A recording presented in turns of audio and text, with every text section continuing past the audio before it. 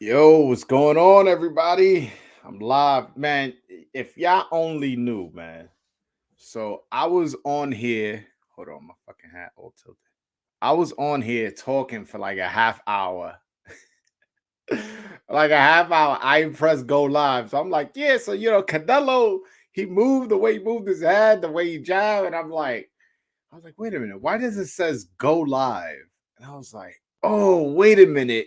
I ain't even pressed live. I was like, oh, go man. So I was talking for like a half hour to myself, man. I was like so embarrassed. Luckily, nobody was here to see it. Just y'all know, the people watching.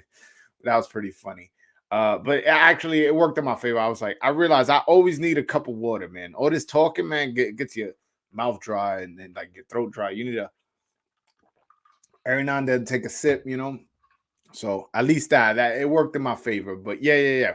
Let me break down the fight for you guys for a second time. This time actually actually it'll be recorded this time. So with the Canelo Alvarez fight, Canelo Caleb-Plant fight, I felt like the first round again, before the fight, I knew Canelo was going to lose the first, few rounds. I just know that. I know that about Canelo. Canelo is a thinking fighter. So what he likes to do is he likes to see what are your habits, what are your routines, what do you usually go to when somebody throws a left hook? What do you usually go through when somebody throws an overhand or a jab or this? So he likes to see what do you like to do?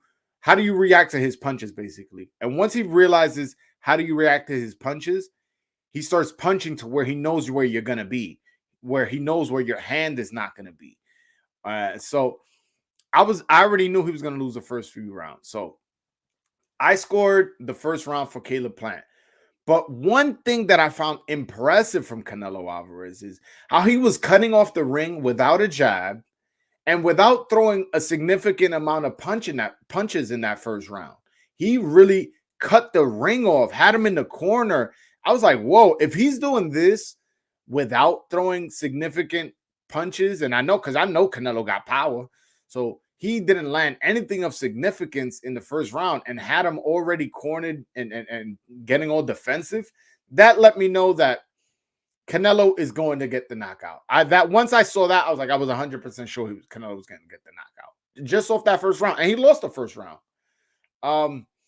So after that, second round, I really don't remember exactly how I scored it, but I remember after the first 4 rounds, I had it 2-2. I had it 2-2, and I stopped scoring after that because when I went to score the fifth round, I was tweeting because that's how I was doing. I was tweeting every time somebody the round would end. I would tweet. So as I was tweeting, I missed a replay of Canelo landing a really hard left hook, and I was like, "Fuck that! I am not gonna be living through my phone. I am not gonna miss another moment of this fight." So I put my phone down. I stopped tweeting in the middle of the rounds because I wanted to see the replays of the punches, and yeah, and I was like, "Whoa." Like I felt really impressed about what Caleb-Plant was doing. And I wish I would have kept the score. I wish I could have kept tweeting so you guys could have seen how I felt, how good I thought Caleb-Plant was doing.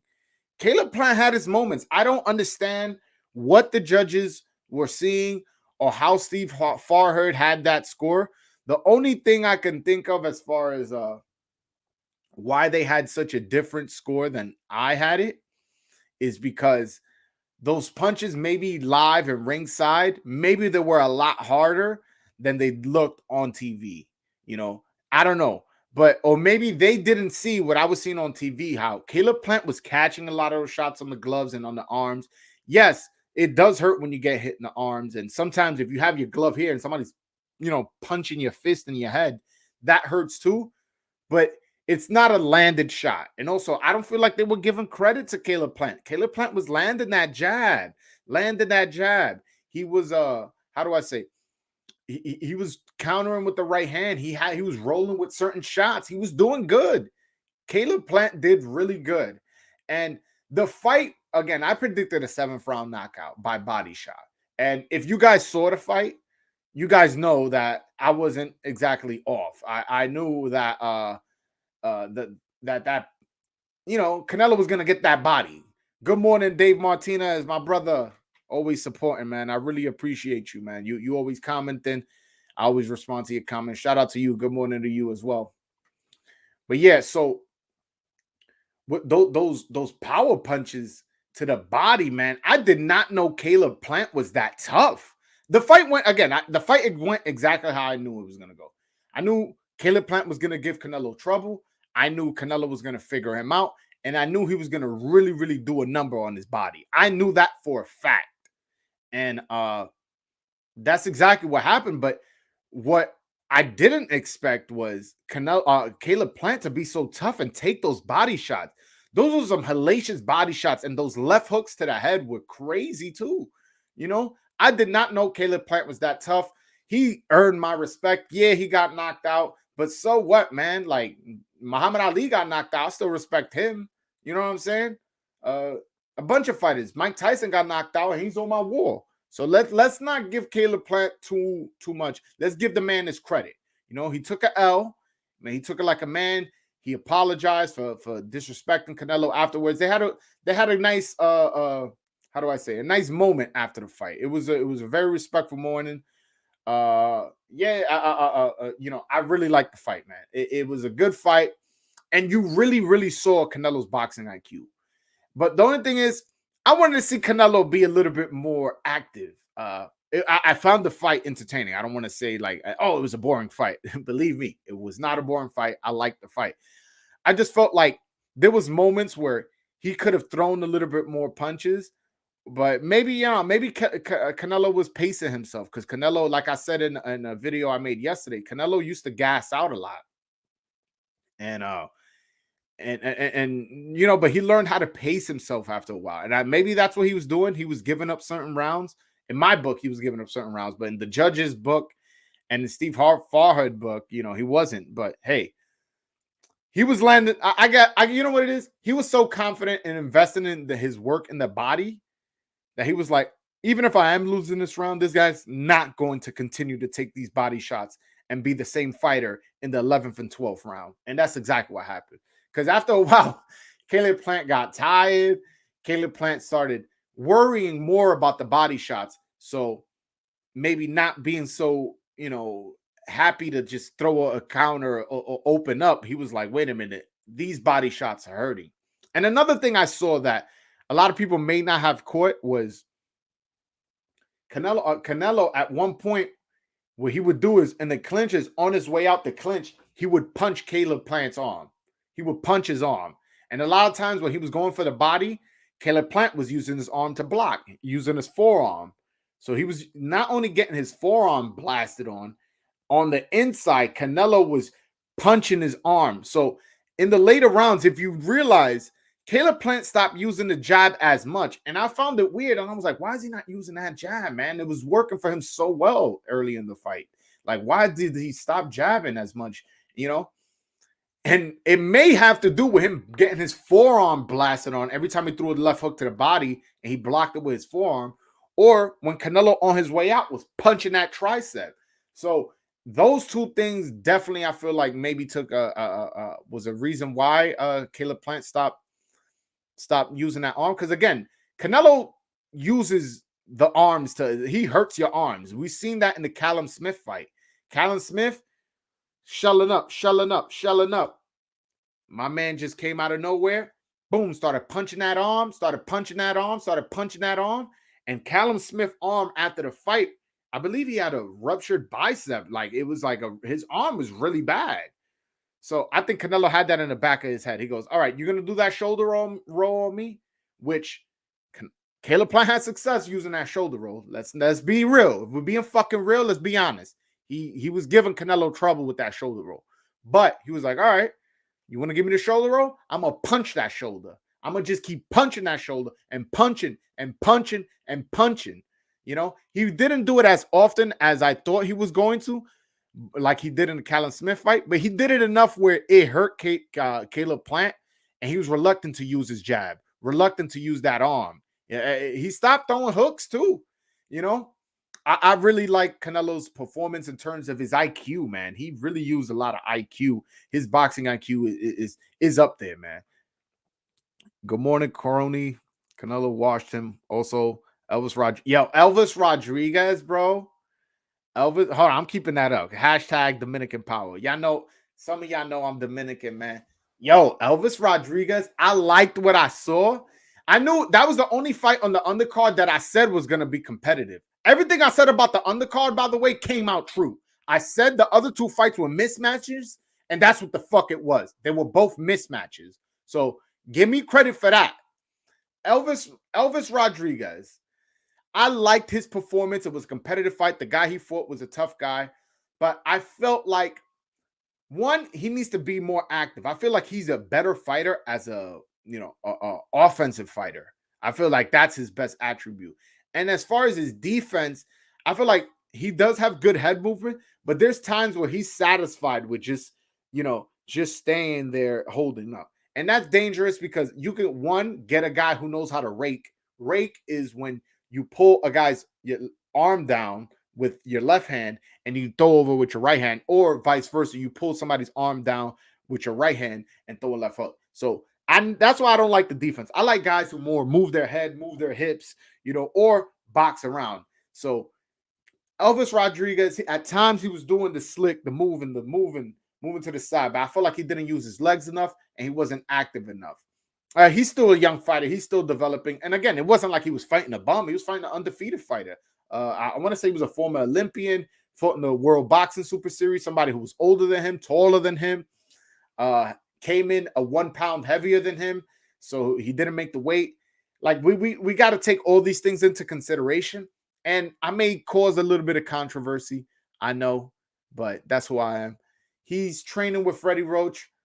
I feel like he should probably be training with Eddie Reynoso. I feel like Elvis Rodriguez's strengths are being a sharp puncher, and man, is that uppercut so sharp and beautiful, and that right hook.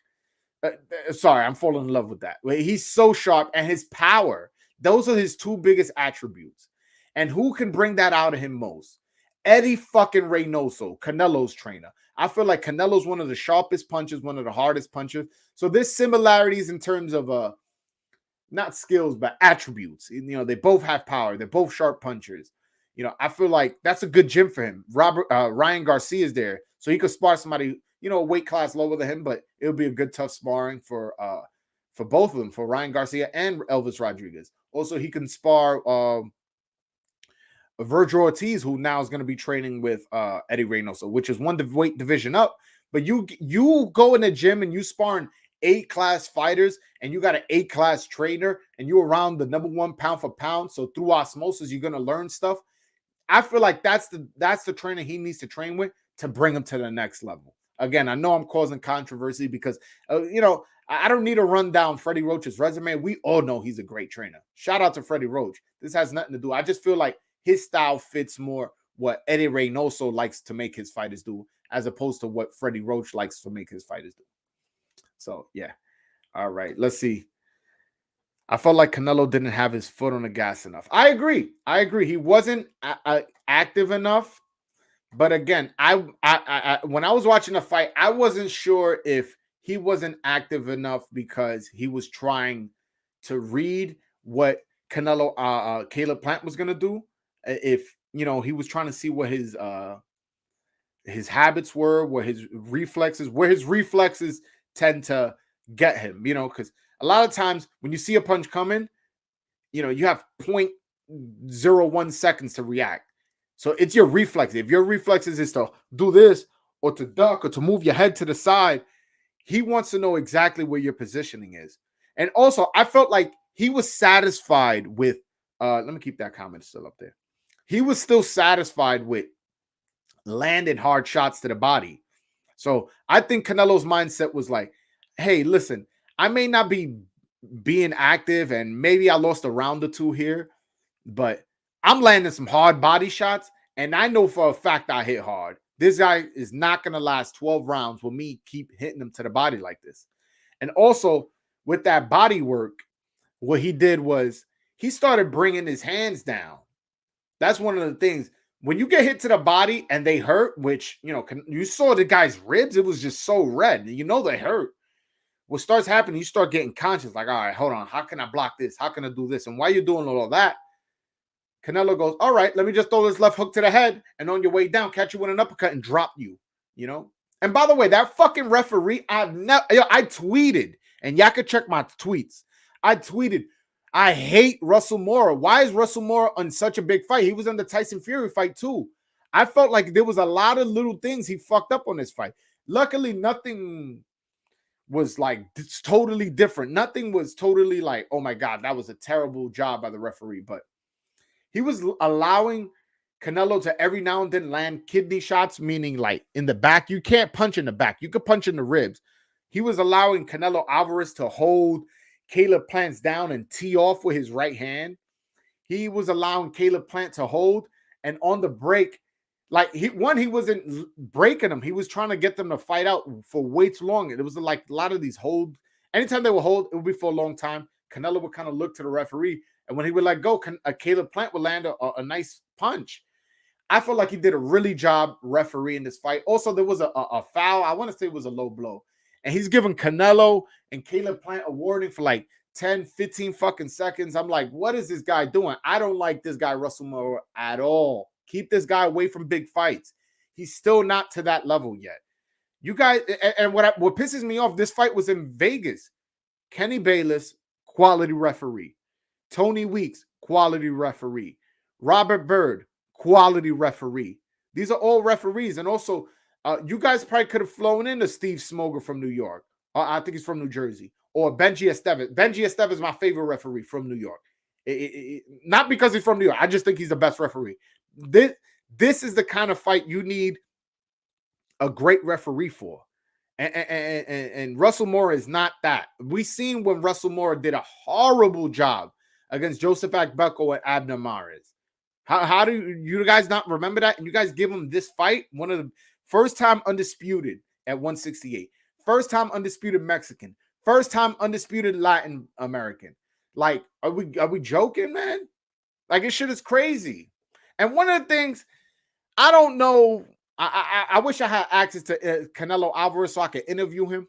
One of the things he said was, after the interview, he goes, yeah, I'm one of the six undisputed champions. There's 7, bro. You forgetting Teofimo. Now, it would be news to me if he didn't consider Teofimo undisputed because of the franchise belt. But I don't know if, Showtime was the one that told him, hey, you're the sixth undisputed fighter, make this and that. I don't know if that was the case, but I didn't like that. But after the fight, I seen him take pictures with all his belts, holding his belts like this. And who was standing right next to him holding all of his belts? Teofimo Lopez. So you wouldn't take a picture with somebody like that if you didn't think he was undisputed. You would be like, my man, you're 3 belt. That franchise belt don't count. So I would love to see somebody ask him and corner him and ask him, like, is Teofimo undisputed? Because I think Teofimo's undisputed. But if Canelo says no, that would be news to me. That would be big news. Let's see what you guys talking about. All right. Who can honestly step up and fight Canelo? Well, right now, what they saying is Canelo's going to fight Jamal Charlo next. That's the rumors, heavy rumors, legit sources. But the guy who can give Canelo the toughest fight and has a legit, and I mean legit, chance at beating him is this bad brother named David Benavidez. If you don't know who he is, get familiar with that name. David Benavidez. This dude, he's half Mexican, half Ecuadorian. I want to say he's from Phoenix, Arizona. I could be wrong, but I think he's from that area. Maybe not Phoenix, but definitely Arizona. This dude is a bad brother. He reminds me in terms of, how do I say, aggressiveness and personality of a Roberto Duran, even like a Terrence Crawford. If you want to compare him to somebody current now, in terms of his mentality, not style, a Terrence Crawford. In terms of style, he reminds me of like a Triple G, a really hard power puncher. Maybe not as good of a jab as Triple G, but somebody big and strong. He's a lot bigger than naturally bigger than Canelo. He's taller. He's a power puncher. So, like, if Caleb-Plant had power, this fight may have been a totally different fight. So we got to be We got to keep that in mind. It might have been a totally different fight if Caleb-Plant had power. And that's one thing we can't doubt about what's his name? David Benavidez. David Benavidez has power, enough power to gain respect from Canelo Alvarez, but he doesn't quite have the boxing skills like a Caleb-Plant. He doesn't, do that shoulder roll. He doesn't have good leg movement, and he's not like a huge counter puncher, but neither was, Triple G. Triple G wasn't fighting like Mayweather. Triple G was coming in there to fight. Again, David Benavidez maybe doesn't have a big, has a jab like Triple G, but he's probably just as big a puncher due to his size. He's a much bigger fighter than Triple G. And he's fresh. He's young. He's only 24. If he was to fight Canelo next or in a couple fights, you fight in a young, fresh fighter. This guy is a young, hungry lion. Unfortunately, there is discipline issues with David Benavidez. One time he tested positive for sniffing coke, lost his belt that way, came back, won the title again, but then in another fight, misses weight, so he loses his belt because he didn't make weight. So there are discipline problems like sniffing coke, some crazy shit, bro. You a professional fighter, you sniffing coke. Imagine what else you doing. You drinking? What are you smoking weed too? I don't know. You with prostitutes? I don't know what you're doing, bro. I'm just saying cocaine is a serious drug. If you're doing cocaine, it's not a weird question for me to ask like that. So but besides that, but then again, Sugar Ray Leonard was sniffing coke and he was knocking motherfuckers out too. So, let's take that into consideration too. Sugar Ray Leonard was knocking motherfuckers out and sniffing coke on the fight was on Saturday. On Sunday, he was sniffing more coke. He was sniffing the same coke that killed Len Bias, put it like that. So let's take that into consideration. But David Benavidez is the dude that I feel can fight my man Canelo Alvarez and give him a legit fight. I'm not saying I'll pick him to win. Maybe I will. Maybe I won't. I don't know. He fights on Saturday. By the way, Johnny, that was the guy who asked the question. Johnny, this Saturday, David Benavidez fights. He's fighting a late replacement, so the guy isn't as good as he should be. He was going to fight somebody much better, but the other guy tested positive for steroids. And believe me, you fighting David Benavidez, I wouldn't blame you for taking steroids. David Benavidez is going to put that fucking work in. So David Benavidez fights this Saturday. Come watch him. Watch his performance, and then you come back and tell me if you think he could fuck with Canelo. That's it. So hope that answers your question. I've always liked Charlo. I would like to see David get a solid victory first. I think his defense is a little suspect. His defense is a little suspect. I wouldn't say suspect. I see where you're going. That's not a not legitimate comment. I see where you're going with that. But I think it's more him going, fuck it. I'm taking 2 to give 1. I know I hit harder than you. I think it's more that. I think it's more why am I gonna pussyfoot and do all this defense shit when I know I can get you out of there? And I already know what you're thinking. You can't do that to Canelo. You can't take 1 to give, can't take 2 to give 1 on Canelo. But you don't think he knows that? You don't think like he's doing this against the lesser opponents that he's fighting, that when he fights Canelo, he's going to be like, wait a minute. And even if he does come with that mentality, after the first or second round, he's going to go, wait a minute, this guy hits a little too hard. We've never seen Canelo really hurt, really like, wow, like he almost got knocked out. And David Benavidez has the power to make him get hurt, to make him think about coming in, And again, he has a size difference. He's naturally bigger. I've been watching David Benavidez since he was like 13. At 13, 14, he was sparring Triple G. He was a big fat kid. He was like a heavyweight, and he was sparring Triple G. I remember seeing it. I remember not seeing the sparring, but seeing the him being interviewed after sparring Triple G and how Triple G took it easy on him and taught him a bunch of things, which is why I think their styles are so similar.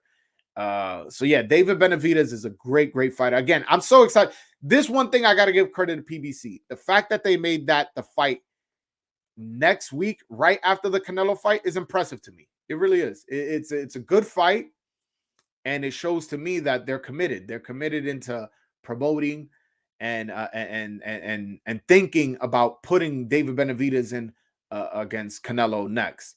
Although I think Charlo's the next fight, to be honest. Charlo, because Charlo's more popular than David Benavidez. And but yeah.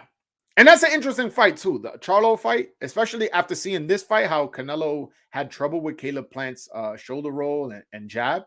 Because one of the things that Charlo does have is a power jab.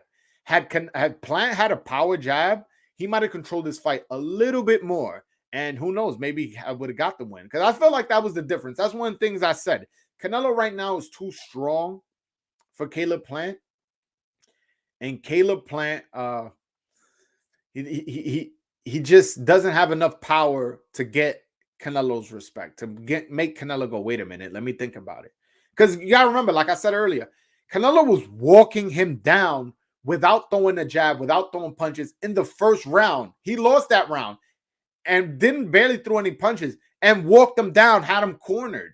Now, you know what I'm saying? Like, my man Canelo was on some shit, man. That dude was on some shit last night. He did his thing, man. I really liked the performance from both fighters, to be honest. Again, I give credit to Caleb-Plant.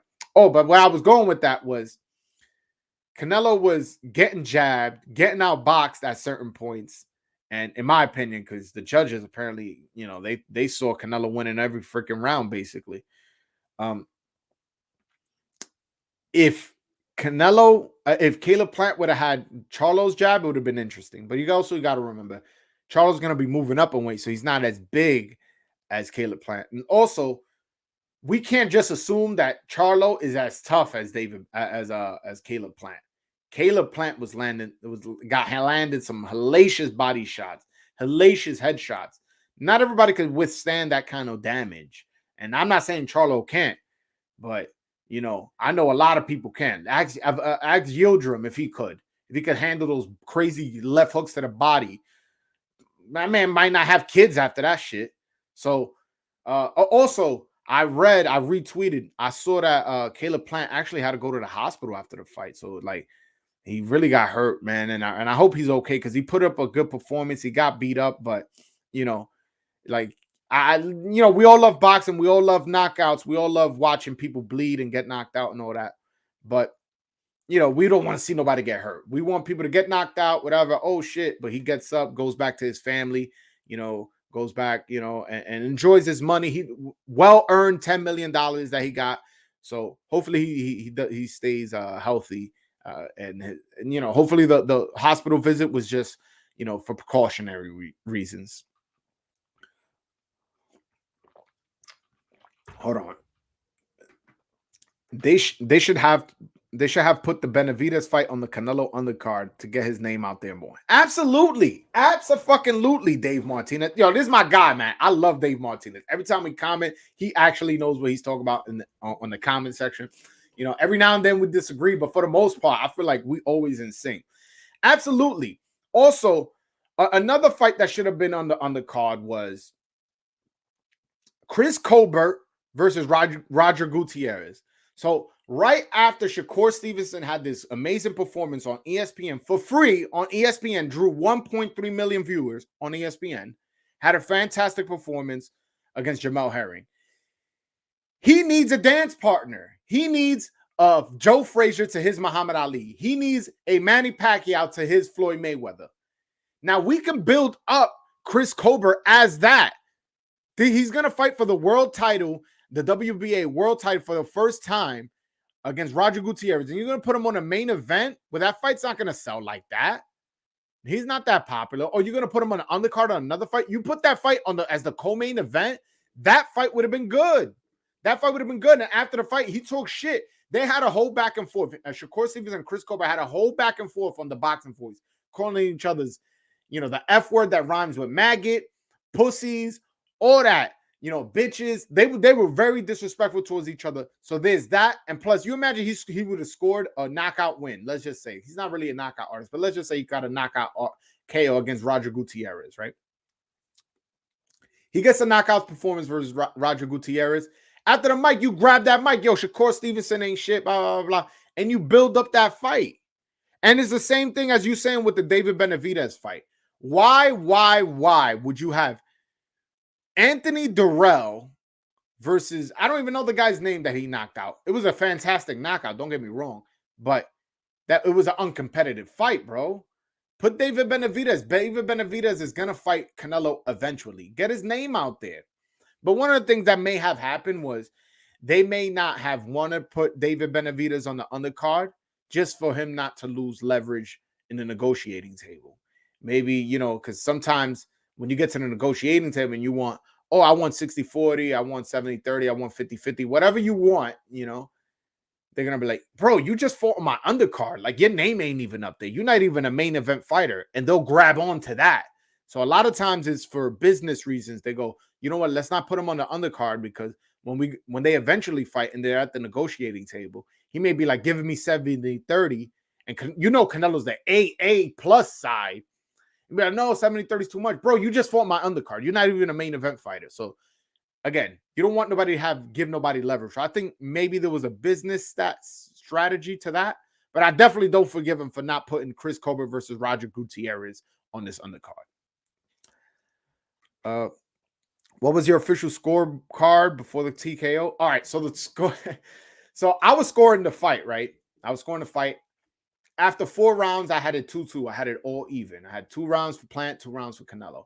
So in the 5th round, I'm scoring the fight. I'm tweeting about my scorecard because I was tweeting my scorecard between rounds. So I'm tweeting. My boy goes, "Oh my God, that replay of that left hook by Canelo." I was like, and I missed it. So I just deleted my tweet. I ain't even sent out the tweet. I don't even remember who I scored that round for. I put that on my phone. I was like, I'm not missing a single punch after this, man. I'm not going to live my life through a phone. I'm not going to score. So I ain't score the fight. But the feeling I had of the fight was, I like what Canelo-Plant was doing. I felt like he was winning. I don't understand what the scorecards, why they came out so wide for Canelo, as well as why Steve Harhood had it so wide for Canelo.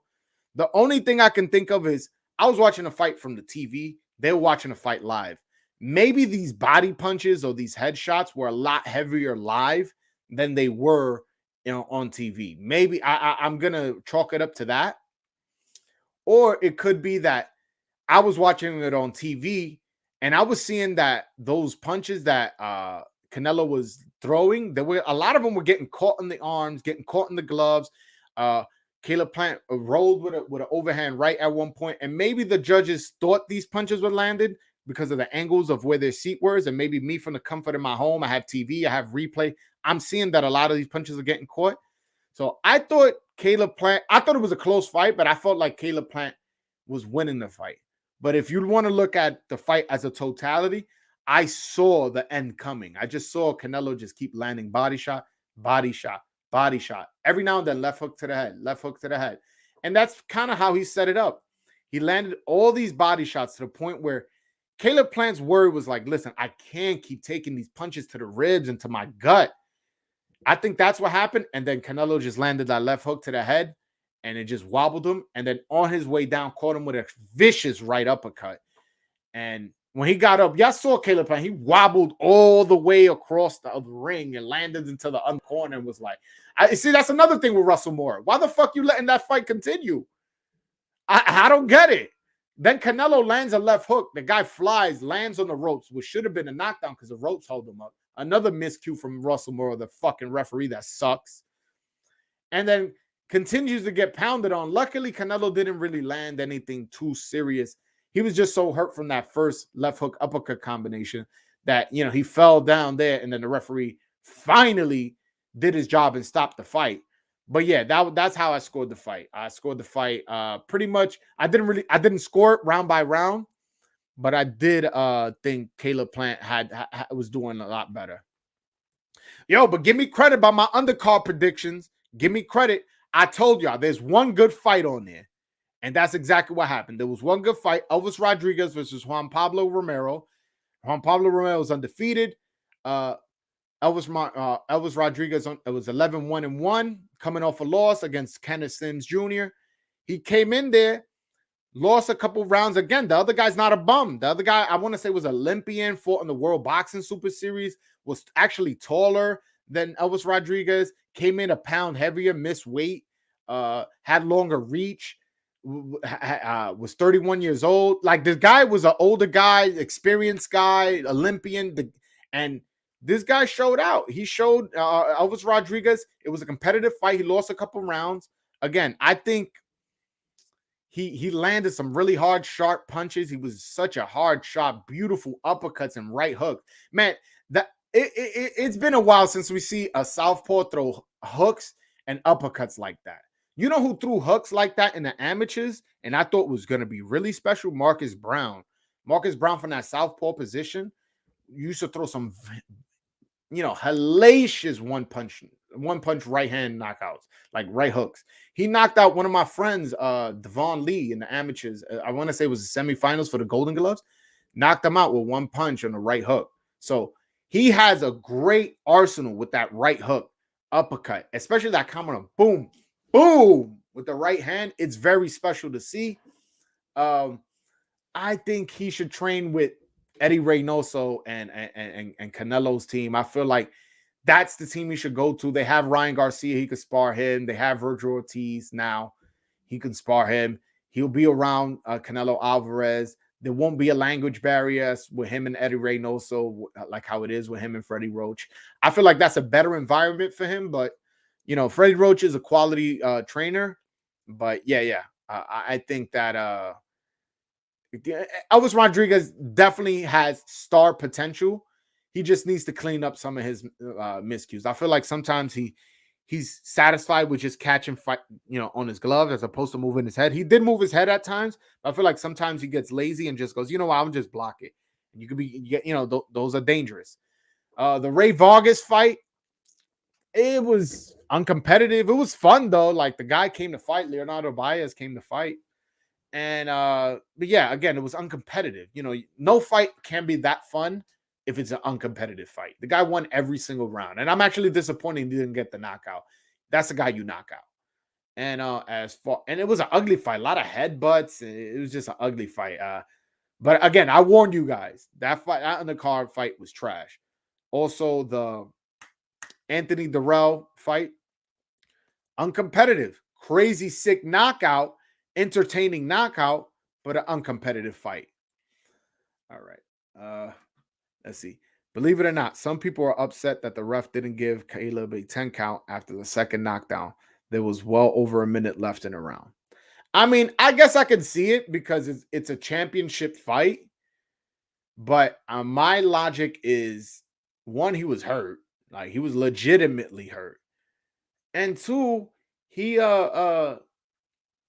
he had no chance of winning. Like that fight was done. Even if he would have made it through the round, you think Canelo will have a fresh new set of 3 minutes in the next round? You don't think he was gonna get him out of there then? And I know that's not what you're saying, Dave Martinez. I know that's not what you're saying. You're saying that there's people that think that, damn, they stopped it too soon. I don't think that was the case at all. I have heard that argument, but I feel like those are just Canelo haters, or those are people who are not well versed as to how damaging a fight could be. Like, Caleb-Plant went to the hospital after the fight. Like, you understand? Like, Caleb-Plant was in the hospital. They were checking his vitals. Also, when they stopped the fight, did you see Caleb-Plant go, wait a minute, what are you doing? I'm ready to go. Why did you stop the fight? No, right? You didn't see that, right? You just saw him kind of get up and just look all dejected and run to his corner and walk to his corner. The doctors checked him out. And yeah, I whoever thinks that the fight was stopped too soon, you bugging, man. He was legitimately hurt, man. Like, you guys are tough, man. You got boxing fans, and I know that, again. I know that's not what you're saying, Dave Martinez. I know you're saying that there's people like that. I'm speaking of those people. Yeah, nah, those people. I don't get it, man. Like, do you want to see him get up, get taken out in a stretcher? Is that what you sign up for? Because that's not what I signed up for. I signed up for, when I bought that pay-per-view, I signed up to watch a nice fight, possibly a knockout, and watch both of them go home to their families. At the end of the day, these guys are husbands and fathers and sons, man. Like, that fight was stopped appropriately. Like, let's not do that. Let's not do that at all, man. Yeah, hold on, man. Fucking talking gets you thirsty, bro.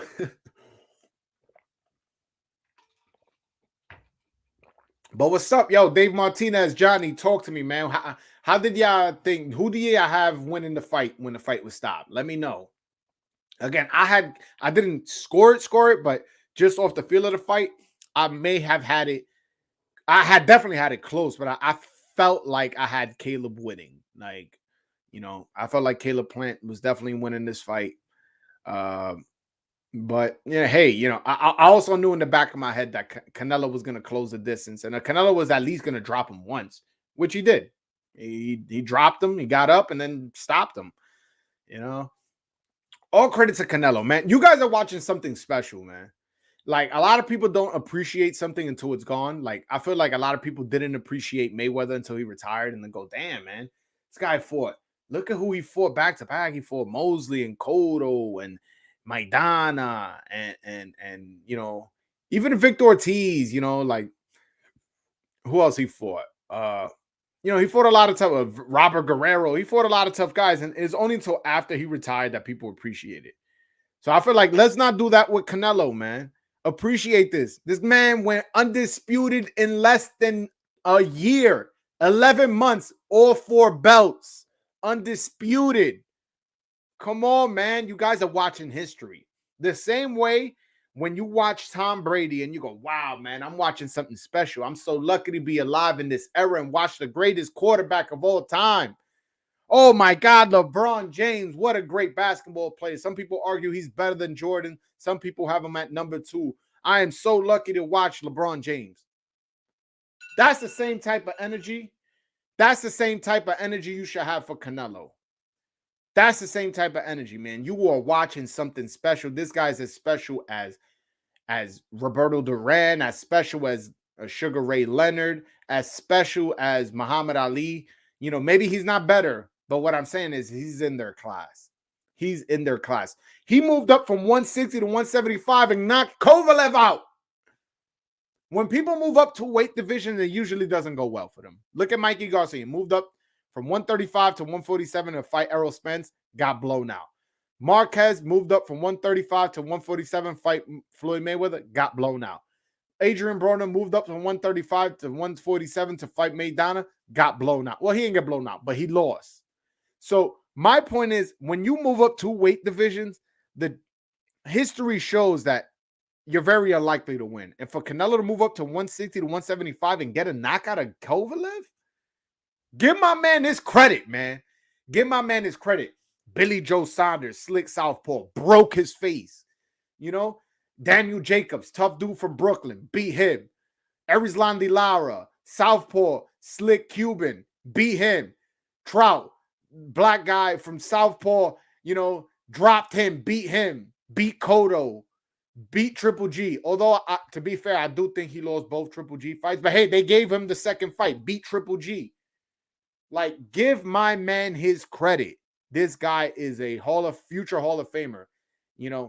He and if most of you guys saw when I was going back and forth with my boy Box Talk 101, big ass Canelo hater. Y'all see me arguing for Canelo, and it's not because I'm a huge Canelo fan, and I am a Canelo fan. Let's not get that shit twisted. I'm a Canelo fan, but I'm unbiased. If he does fuck shit, I'm gonna call him out. I called him out when he was doing the fuck shit with the negotiations with Caleb-Plant. Caleb-Plant was trying to make the fight happen, and this guy kept putting hurdles. I called him out. I'm a big Canelo fan, but I'm a fan, but I still call him out. I'm not a fanboy. I'm a real motherfucker. So that's the type of time I'm on when it comes to Canelo. And Canelo's fighting the best. And he's talking about fighting Charlo next or David Benavidez next. I believe it's going to be Charlo next, to be honest with you. But hey, if he fights I want to see David Benavidez next. That's what, if you asking me what I want to see David Benavidez next. But I know Canelo. Canelo wants, he wants, either way, it's probably best for David Benavidez to gain a little bit more experience anyway. So I think that's a good look for him. Right. Hold on. Let's see. I had the fight close, but because Plant was getting his shot in as well. I agree. I had it close too, but I had Plant winning. Again, I had Plant winning. I don't see why the judges were being so unfair to Plant. Plant was doing his thing. I saw it differently. I felt Canelo was an effective aggressor. Even though a lot of shots hit Caleb's arms, that's still an effective punch. At no time did I feel Canelo was in danger of losing. I I see what you're saying. I see what you're saying because there was times where like Caleb-Plant almost looked like I don't want to. It's gonna sound bad, but I don't mean it in a bad way. There were times where like Caleb-Plant looked scared, like where Canelo was just walking him down, not doing nothing, and Caleb-Plant was kind of like, you know, but he was landing jabs, man. You gotta those jabs. That's a punch. That's a punch. He was rolling some certain punches. I remember one punch he rolled and hit him with a counter right. Like you got to give credit for those things too, man. I do agree that those arm punches, specifically when he was throwing the arm to the overhand right to the left arm right here, the tricep, those punches hurt. Those punches hurt, and we seen him do that in the Callum Smith fight. So I see where you're going with it, but I just think Caleb-Plant did enough in certain rounds where he was landing jabs and he was controlling the fight, and Canelo wasn't being as active in terms of his activity. He wasn't throwing as many punches. Although when he did land, he did make it count because there were hard shots to a left hook to the head or a left hook to the body.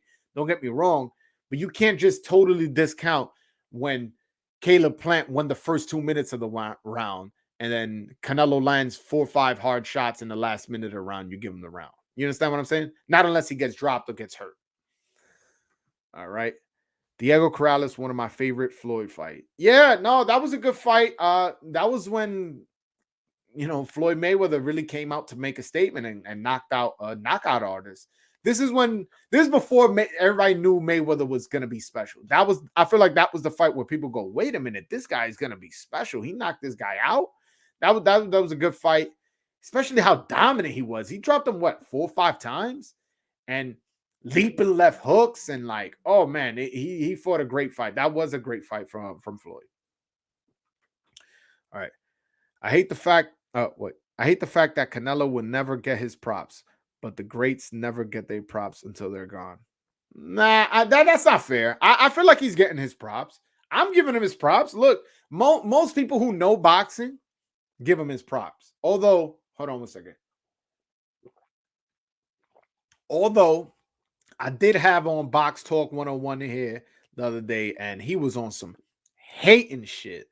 So, to be fair, I do see what you're saying. There are guys like that, but I feel like those are far and few between. Most people give him his credit. Most people who know boxing, who don't go, oh, you know, Kovalev was old. Yo, but Kovalev was a champion, bro. Like, you know, he moved up and got a belt from him.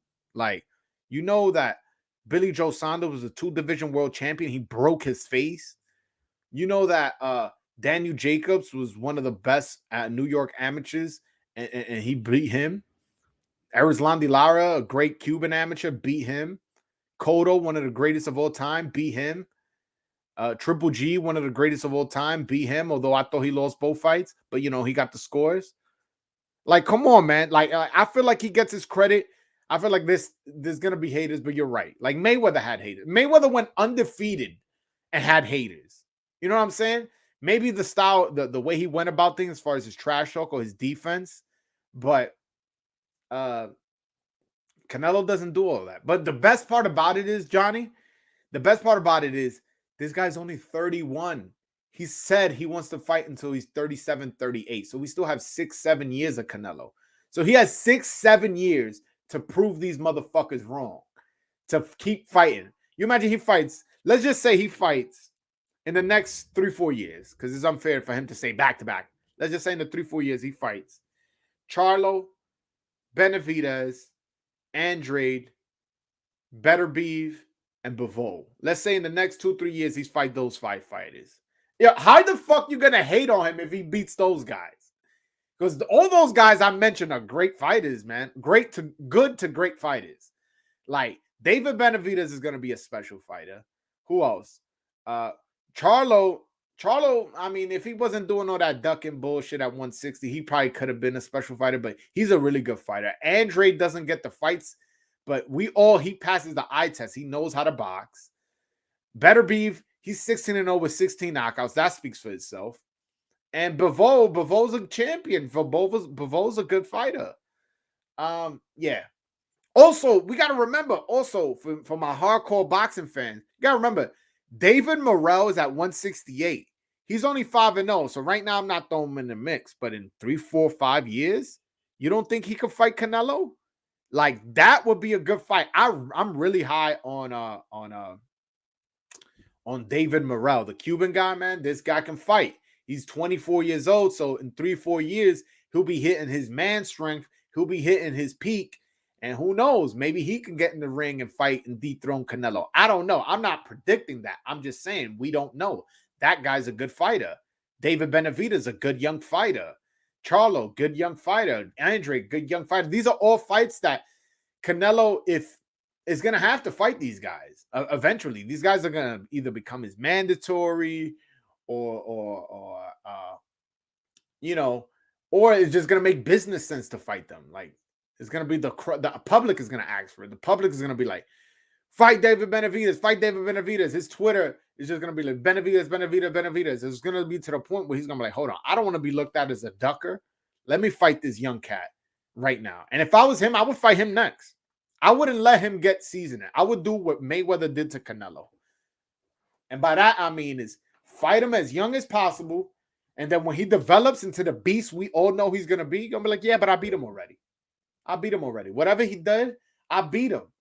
And people go, yeah, but he was young. No. He wasn't young. He was 24. 24 is still good. You're a grown man. You know what I'm saying? like if I'm Canelo, I'm beating him first, and then I'm going to Charlo. Because I think Charlo's the easier fight, to be honest. He's a smaller guy. And like Charlo has like every interview, he's so respectful to Canelo. Oh, he's one of the greatest fighters of all time. And he is. Don't get me wrong. Oh, he's one of the greatest fighters of all time. All this, all that. Like, bro, you're not coming with that fighter's energy. And you know Charlo's always like, yeah, I'm tough. I'm gangster. He don't got that energy with Canelo. So I feel like there's an intimidation factor. There's a mental advantage that Canelo has over Charlo. So that fight's always going to be there. If I'm him, fight David Benavidez next. Get him young, get him out of there, and then you go with Charlo. But what do you guys think? Who do you guys want to see Canelo in the game next with?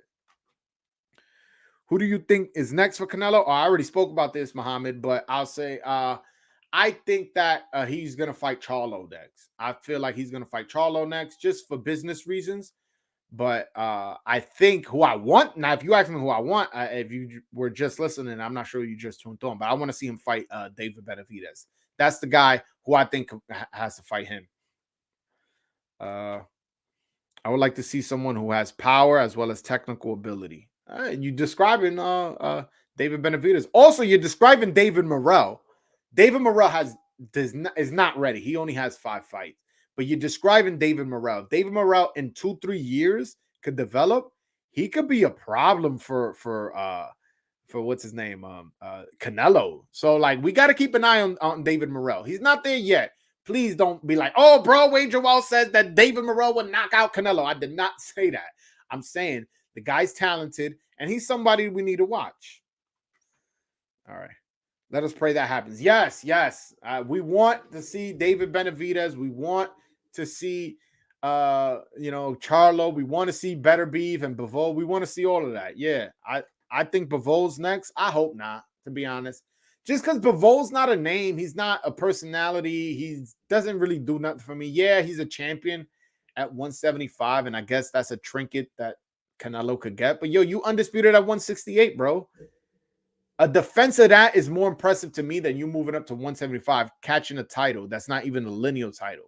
Now, if you was moving up to 175 and somebody was unified, like I think Better Beef is unified, and you fighting for a unified champion or even better, an undisputed champion, man, that's one thing about 175. 175 is the most fucking boring division.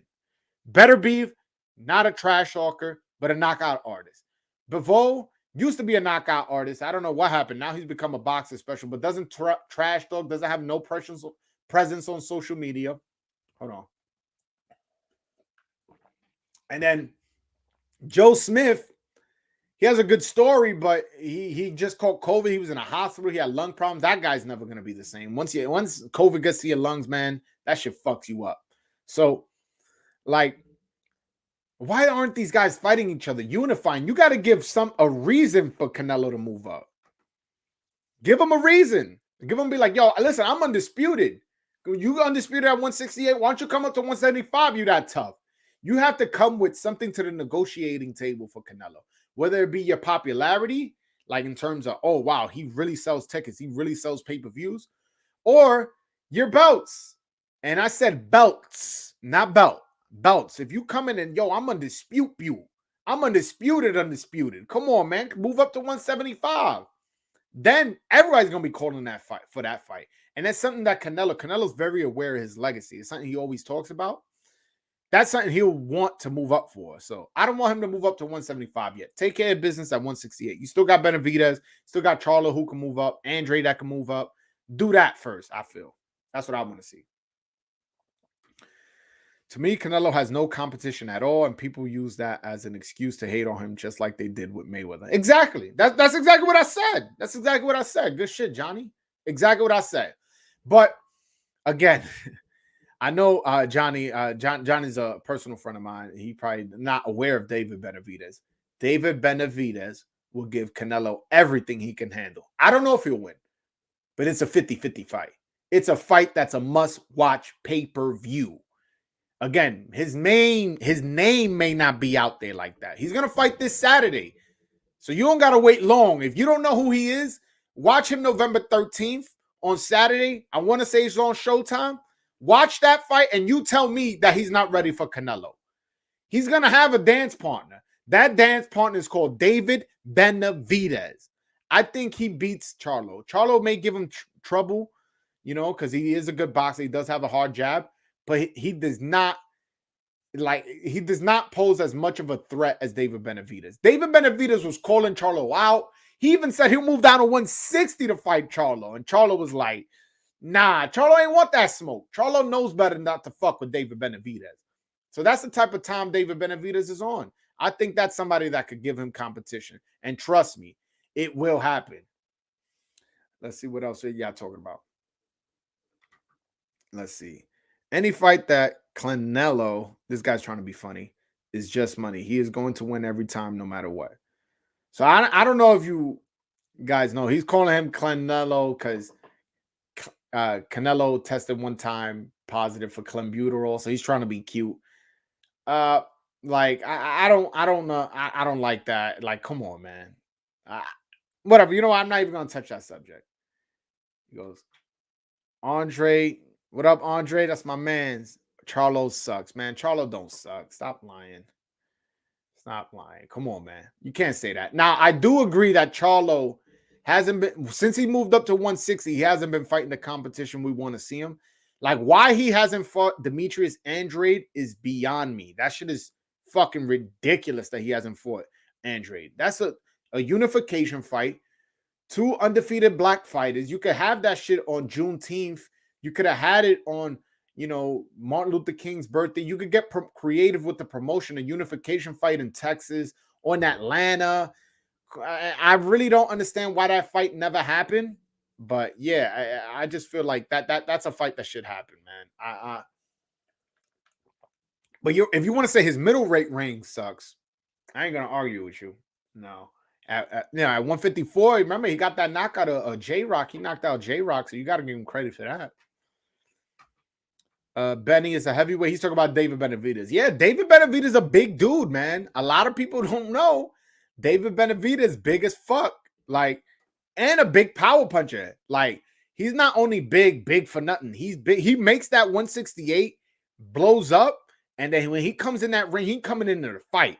He a brawler. Like, again, if you guys like how Triple G fights, think of that minus now he doesn't have as sophisticated jab as Triple G. I'm being honest with you. But that type of style, that type of mentality, he has like that Terrence Crawford, Roberto Duran mentality. He wants to come fight and he's ready to go to war. He's willing to take a punch just to give you one, too. David Benavidez is that dude. That's the dude who I want to see Canelo with. And again, if I'm Canelo, that's who I fight next because he's young now. He's only 24. I'm pretty sure, he's turning 25 soon, but he's only 24. Get him now before you fight this guy when he's 27, 28, 29, when he has the experience and maybe Canelo has gone down a little bit because, as you get older, you start being as fast. your reflex go down a little bit more. So let's, David Benavidez, if I'm Canelo, I'm taking that fight next. Get him while he's young. Get him while he's young now. Canelo is a 15 to 20 round fighter. Wow, that's a good point. I didn't even think of that. And Canelo back in the 80s and 70s when it was 15 round fights, he would have been good because he's a slow starter and he's somebody who likes to take his time reading the fighter. What makes him so special is his boxing IQ. That's what makes Canelo special. Yes, the power is impressive. Yes, the hand speed is impressive. Yes, the defense, the reflexes is amazing. But what separates him from the other guys is his boxing IQ, is how he reads a fighter.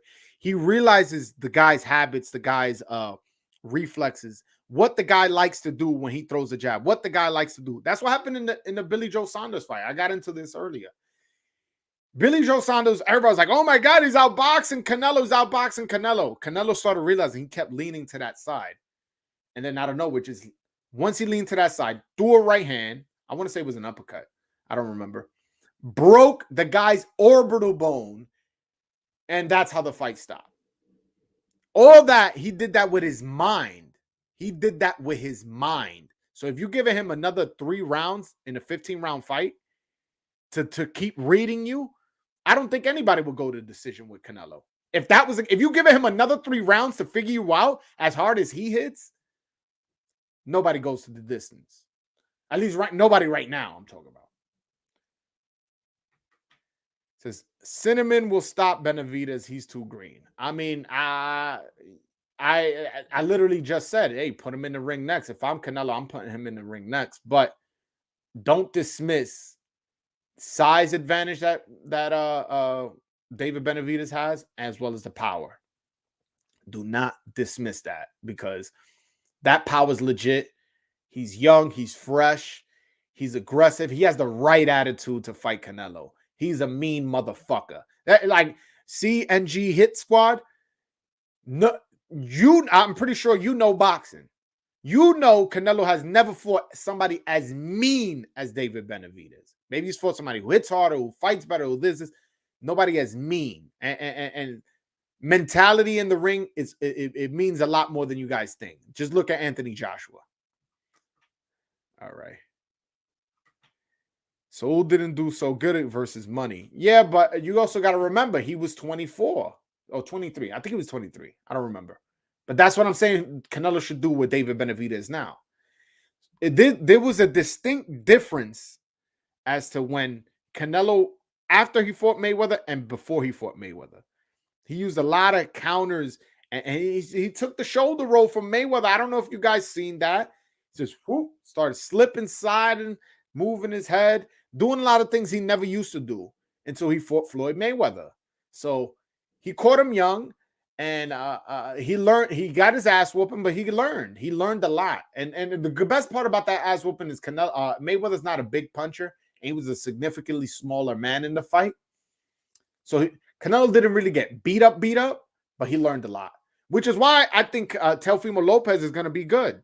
Teofimo Lopez got into a fight where, Lomachenko was hesitant to open up because he felt the power. But then once he opened up, Teofimo pretty much had to fight in the bag, but he started losing a lot of the rounds. And I felt like he learned a lot in that fight, which is why I think he's going to have a bright future. All right. Let's see what y'all talking about. My picks, Canelo beats Bivol, Beterbiev, Joe Smith, Zuldo, be tough fights for Canelo. Again, I would rather see him stay at 168 and defend his undisputed titles, to be honest with you, than move up and wait. Only because, Bivol, my boy Johnny's watching this. He's a casual boxing fan. He doesn't know who the fuck Bivol is. I know. Johnny, write in the chat if you know who Dimitri Bivol is. Beterbiev, same thing. These guys have no personality, dude. Like, who the fuck are these guys? I know. I'm a hardcore. CNG Hit Squad, you saying all those names, I know you're a hardcore boxing fan. You know who they are. But the public don't know who they are. Public knows Charlo. The public knows, I want to say they know David Benavidez, but David Benavidez is such a legit fighter that us hardcores are going to promote him so hard and give him such a legit shot to win that he's going to get the buzz. He's going to get the notoriety, especially now that he's fighting on Saturday, the week after a Canelo fight. You don't think people right now after this fight with Caleb-Plant, Canelo Alvarez, they're not like, oh my God, that was such a good fight. I can't wait to the next boxing fight. Oh, wait a minute. There's a fight this Saturday on Showtime. I'm going to watch it. I'm not even a big boxing fan, but I just got bit by the boxing bug. They watch this David Benavidez fight on Saturday for free on Showtime. He's going to get some buzz. He's going to get some buzz. Mayweather should fight Lara. Come on, man. Mayweather retired, bro. What are you talking about? Lara fights at 160. Come on, man. You guys are crazy, man. This isn't a Mayweather moment, man. Let's start talking about this is Canelo's moment. Now, if you guys want to talk about the undercard, you want to talk about Elvis Rodriguez or Ray Vargas or Anthony Durrell or the fights upcoming, whether it be the David Benavidez fight next week against Kyron Davis or the Sean Porter, Terrence Crawford fight. You guys want to talk about that? I'm cool with that, but let's leave Mayweather out of this. Come on, man. You guys are like, he's retired, man. He's been retired, what, 5-6 years, man? Let's move on, man. Let's move on. Talk to me about Canelo, man. Canelo is the best fighter from Mexico, in my opinion, level with Salvador Sanchez. Well, I think, although Salvador Sanchez is one of the greatest fighters of all time, I don't think Salvador Sanchez had a long enough career to claim he's better than Julio Cesar Chavez. So, in my opinion, Canelo Alvarez is the best fighter since Mexican fighter since Julio Cesar Chavez. Julio Cesar Chavez was a great fighter. Fought, his resume is crazy. He fought Edwin Rosario, Juan Laporte, Rocky Lockridge. A lot of people don't give him a lot of credit for Rocky Lockridge because he don't know who that is. A lot of people don't know who he is, but he was a great, really, really tough fighter from the 80s. Who else he fought? He fought Hector Camacho. Come on, man. Like, this guy is nasty.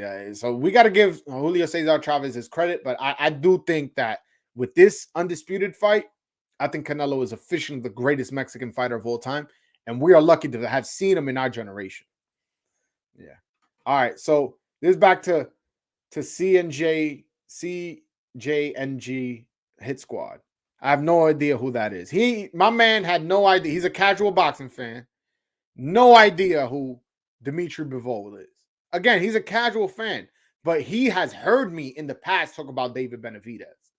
So I know that he somewhat is familiar. Maybe he don't know by face, but again, I'm going to force him to watch a fight this Saturday. Put it like that. He's going to have to watch this fight on Saturday so he could be familiar who David Benavidez is.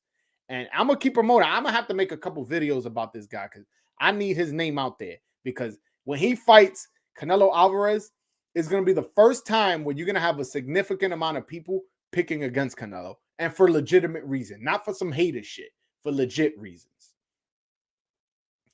Yeah. Oh, this guy's talking about the fight Julio Cesar Chavez Sr. versus Meldrick Taylor. Man, and Meldrick Taylor was beating the shit out of, outboxing Julio Cesar Chavez for 12 rounds. And then the last round, Julio Cesar Chavez drops him. It's like 10 seconds left. The guy goes into a 10 count, and the referee stops the fight with 1 second left because, Meldrick Taylor was really hurt. So, like, it was very controversial, but it was an amazing story. I didn't like the stoppage, if I'm being honest with you. I felt like Meldrick Taylor should have got his win.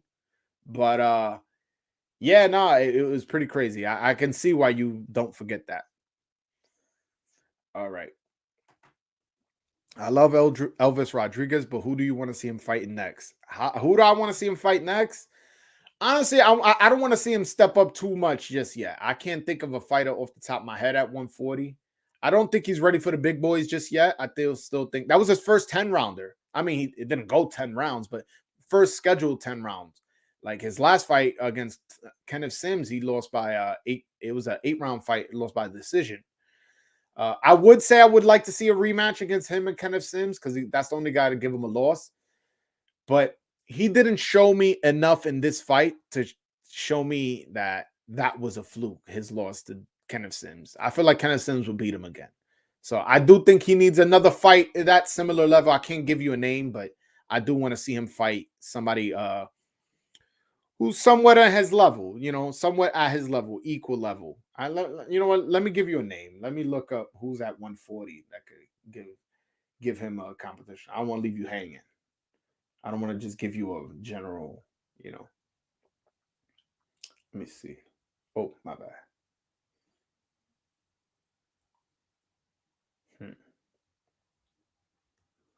All right. He's not ready for Josh Taylor and all those guys. So before you guys start mentioning those guys. Mario Barrios. He had just fought Tank. Mario Barrios against because I think he gets him out of there. I think he knocks out Mario Barrios. Mario Barrios is a good fighter, but he's not that good, Chris Algieri, older fighter. How old is Chris Algieri? Chris Algieri, very experienced, but older fighter. He's been knocked out before. Coming off a win against Mikel Lespierre.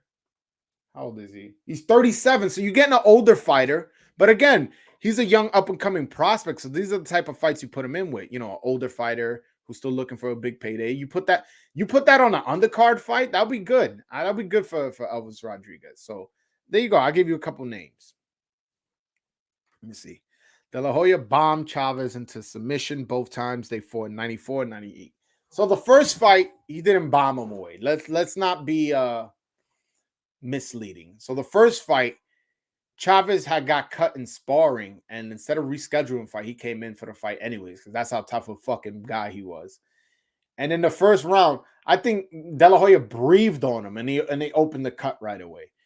And then that cut, him getting cut so early, kind of like pretty much was how the precedent for the fight. Now in 98 when they fought, De La Hoya did good. He was beating him, and he Chavez had his moment, and eventually he quit. But he was an older fighter. He wasn't the same. Like for you to say like, oh, De La Hoya beat a prime Chavez, that would be very misleading. Like, yeah, he did beat him twice, but come on. The first fight, you want to say, hey, it's his fault. He came in with a cut and his eye. He should have rescheduled. If you want to say that, then by all means. The first fight, then I won't take it away from him because Chavez wasn't too far past his prime. But that 98, come on, bro. Come on. Let's be serious. Oh, that's Colleen. My bad. Come on, sis. I called you bro. My bad. All right. Algieri is fighting Conor Benn next. On box. You could be right. But on BoxRec, hold on, I'm looking at his box. He doesn't have a scheduled fight. He just fought. Actually, was live at that fight. He just fought Mikel Lespierre in August. That was on the same day as the versus Locks versus Dipset. I was there live and direct. I was chanting all the Lock songs. I'm a big New York hip hop fan, so I was chanting all the Lock songs, all the Dipset songs. And there was a fight event right before that event. And one of the fights was Chris Algieri versus Mikel Lespierre. And Chris Algieri won. But I would love to see him fight stay at 140 because I feel like he's a small guy. I don't feel like 147 is too big for him. At 140 against Elvis Rodriguez, that'll be nice. Older fighter against a younger fighter. Again, I gave a couple other names, Mario Barrios, So yeah, Elvis Rodriguez is in a good position because he's at 140, and there's a lot of good fighters at 135. There's Ryan Garcia, there's Gervonta Tank Davis, there's Teofimo Lopez, Devin Haney, Lomachenko. There's a lot of guys at 135, and some of these guys, if not all of them, are eventually going to move up to 140. So he has that. Then at 140, he also has Jose Cepeda, Regis Prograis, Chris Algieri, Josh Taylor. Now, he's not ready for all those guys I just mentioned, but point is, that division area is hot. And if he was to move up to 147, his age bracket, you got Virgil Ortiz, Boots Ennis, Conor Benn. So he's in a great position right now to fight a really good, tough opposition, especially if it develops into being a special fighter, as they're saying he is. All right, let's see. I did like to stop at your Meldrick Taylor. It's a 12-round fight. Richard Steele was looking right into his eyes when he stopped the fight. Yeah, but you also got to take into consideration that it's a championship fight. You understand what I'm saying? These guys go into the ring knowing that they're risking something. So for you to cheat somebody of 1 second of a fight, in a fight where he clearly was dominating, it's totally unfair, man. It really is. It's, especially what makes it more disgusting is in boxing, Dave Martinez, you're a knowledgeable boxing fan. There's always that clack, clack, clack, clack when there's 10 seconds left to let you know that's 10 seconds left. And also, there was a red light bulb right behind Meldrick Taylor that blinks when there's 10 seconds left to alert the referee.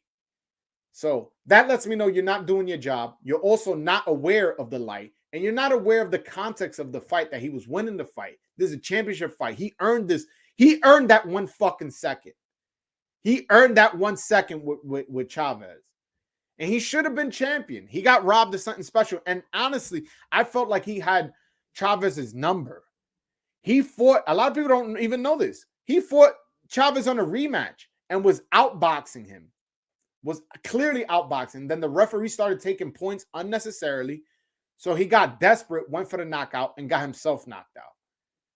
But Dave Martinez, I like you. I know you know boxing, but I'm gonna have to disagree with you there, man. You give that guy that 1 second. He earned it. He earned it.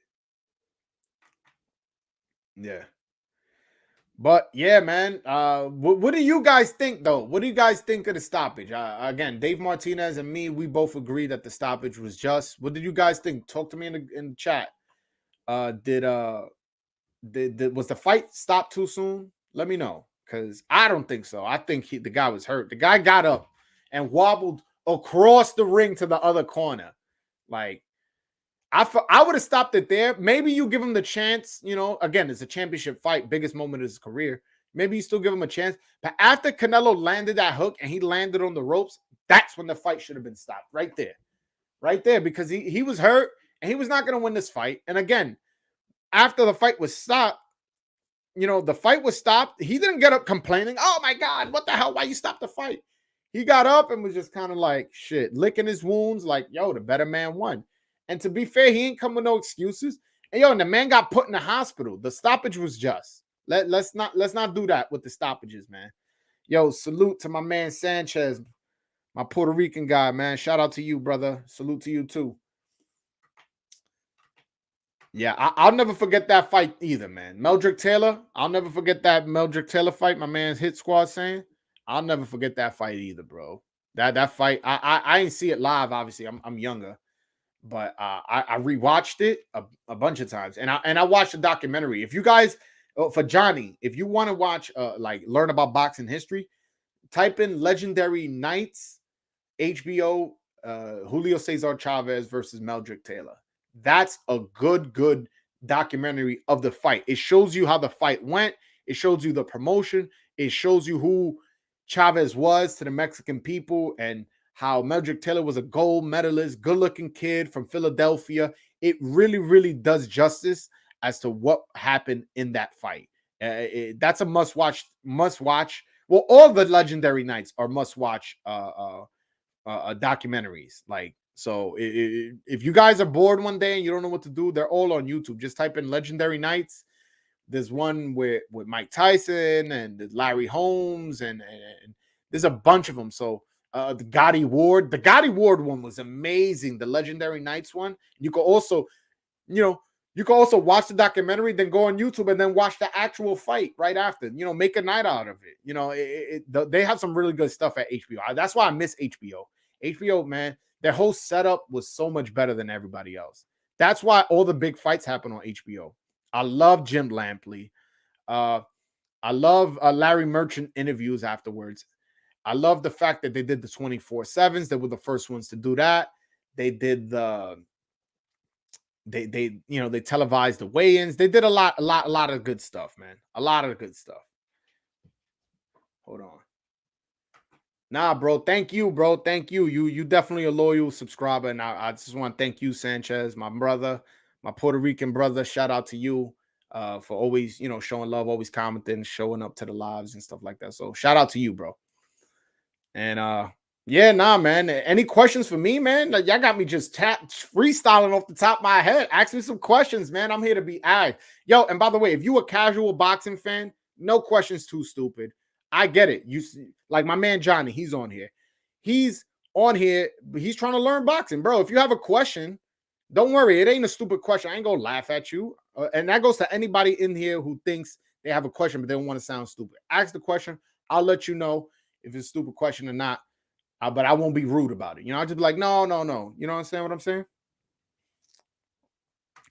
Yeah, man. Yeah, Dave. We're gonna have to agree to disagree, man. We have to agree to disagree. I thought Meldrick Taylor deserved that 1 second, man. How do you stop the fight after he's been dominating for 12 rounds at 2-minute 59-second mark?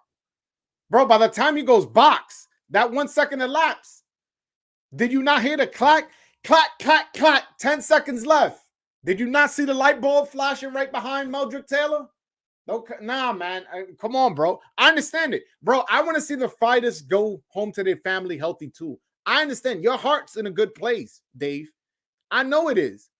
But nah, that fight, you do not rob somebody of a 1 second in a championship fight that could change his life. That was for the undisputed, I believe it was for the undisputed lightweight championship, if I'm not mistaken. Oh no, it was a unification. I believe one of them had the WBA and one of them had the WBC. And it was back in the 3-belt era. So it wasn't for undisputed. But that's my point, man. Like, yo, your guy goes give him 1 second, man. Give him that 1 second. But I respect you, Dave. You know I respect you. I don't even know why I keep saying that. Do I have JoJo or Devin? Devin, I got Devin. Devin's much taller, naturally bigger, slick boxer. And he also he has a how do I say? He's okay with not making an entertaining fight. Meaning, like if you guys saw the press conference between him and Jojo Diaz, there was like Eddie Hearn asked him, "Oh, you're gonna get the knockout or this and now you're gonna make this exciting?" He goes, "Skills pay the bills." What that means is he's coming in the box. Skills pay the bills. I'm coming in there. I don't care if it's entertaining or not. That's what he's telling you. Now, Jojo Diaz was talking that shit. Like, yo, I'm coming in there. I'm going to cut you. I'm going to put you in places you've never been. But I just don't feel he's strong enough to do that to Devin. And he's moving up in weight. He's not that big of a puncher to, do that to Devin. Yeah, I think Devin Haney's going to box around, move around, use a lot of angles, catch him, and hit him in spots where he can get hit. Because, again, Devin Haney is long, pause. and Jojo Diaz is a short guy. So I got Devin Haney by decision. I don't I don't like his he doesn't have power, so I got him by decision. The hit squad got Jojo got Devin by the 10th. Hold on. I missed some comments up here. All right. He didn't complain because he was hurt. He did complain. He was more exhausted than hurt. He looked and he went like, yo, what's up? Like, what's going on? And that's when Don Duva came in the ring and started screaming on his behalf. So he allowed his trainer to do the arguing for him. He's too tired to be screaming and yelling. He went like, he put his hands up like, what? And then the bell rings. Ding! Come on, man. We're going to have to agree to disagree there, bro. And I literally just said that I love Julio Cesar Chavez, but nah. Let's see. Salute to Broadway, Joel, and the chat. Canelo undisputed, bro. What's the main reason why Floyd won't take the training wheels off Tank Davis? Do you believe Tank is ready for a 50-50 fight? This is a great question by Alex. You a Patriots fan, so I'm gonna forgive you because you asked a great question. The reason Floyd won't put Tank in with a 50-50 fight is because he's going by the motto is he's already the most popular fighter. So he's going to drive the most pay-per-views. So if he keeps the other lightweights that are like 50-50 fights, Teofimo, Devin Haney, and possibly Ryan Garcia, or, although he's hurt right now, and Lomachenko, all those guys are with other promotional networks. So meaning he will have to split the pay-per-view with, if he goes with Lomachenko Tio, he's going to have to split the pay-per-view with Bob Arum, who he doesn't like and doesn't like doing business with. Or he has to split the pay-per-view with DAZN and Devin Haney and Eddie Hearn. So his mindset, it goes, I'd rather fight Pitbull Cruz, Rolly Romero, all these guys, Mario Barrios, Leo Santa Cruz, sell about 100,000 less pay-per-views, but keep the whole pot, so I'll make more money that way. You understand what I'm saying? Mayweather is a business guy. He's a money guy. He's a money guy before boxing. He loves money. His nickname is literally Floyd Money Mayweather. So that's how he looks at it. But it's getting to a point where it's looking crazy. It's looking crazy. You was supposed to fight Rolly. Like, who has Rolly beat that's like legitimate? And then you fight Pitbull Cruz. Pitbull Cruz is a decent fighter now, his late replacement. But Pitbull Cruz isn't Teofimo Lopez, isn't Devin Haney, isn't Lomachenko. Who I want to see Tank in the ring with is Lomachenko. Right now, Teofimo's busy with Cambosos. And Devin Haney's busy with Jojo Diaz. Yes, Lomachenko's busy with Comey, but if he beats him, you telling me that's not a fight that sells? That's a fight that you can have a barometer to see where you at in relation to Teofimo Lopez.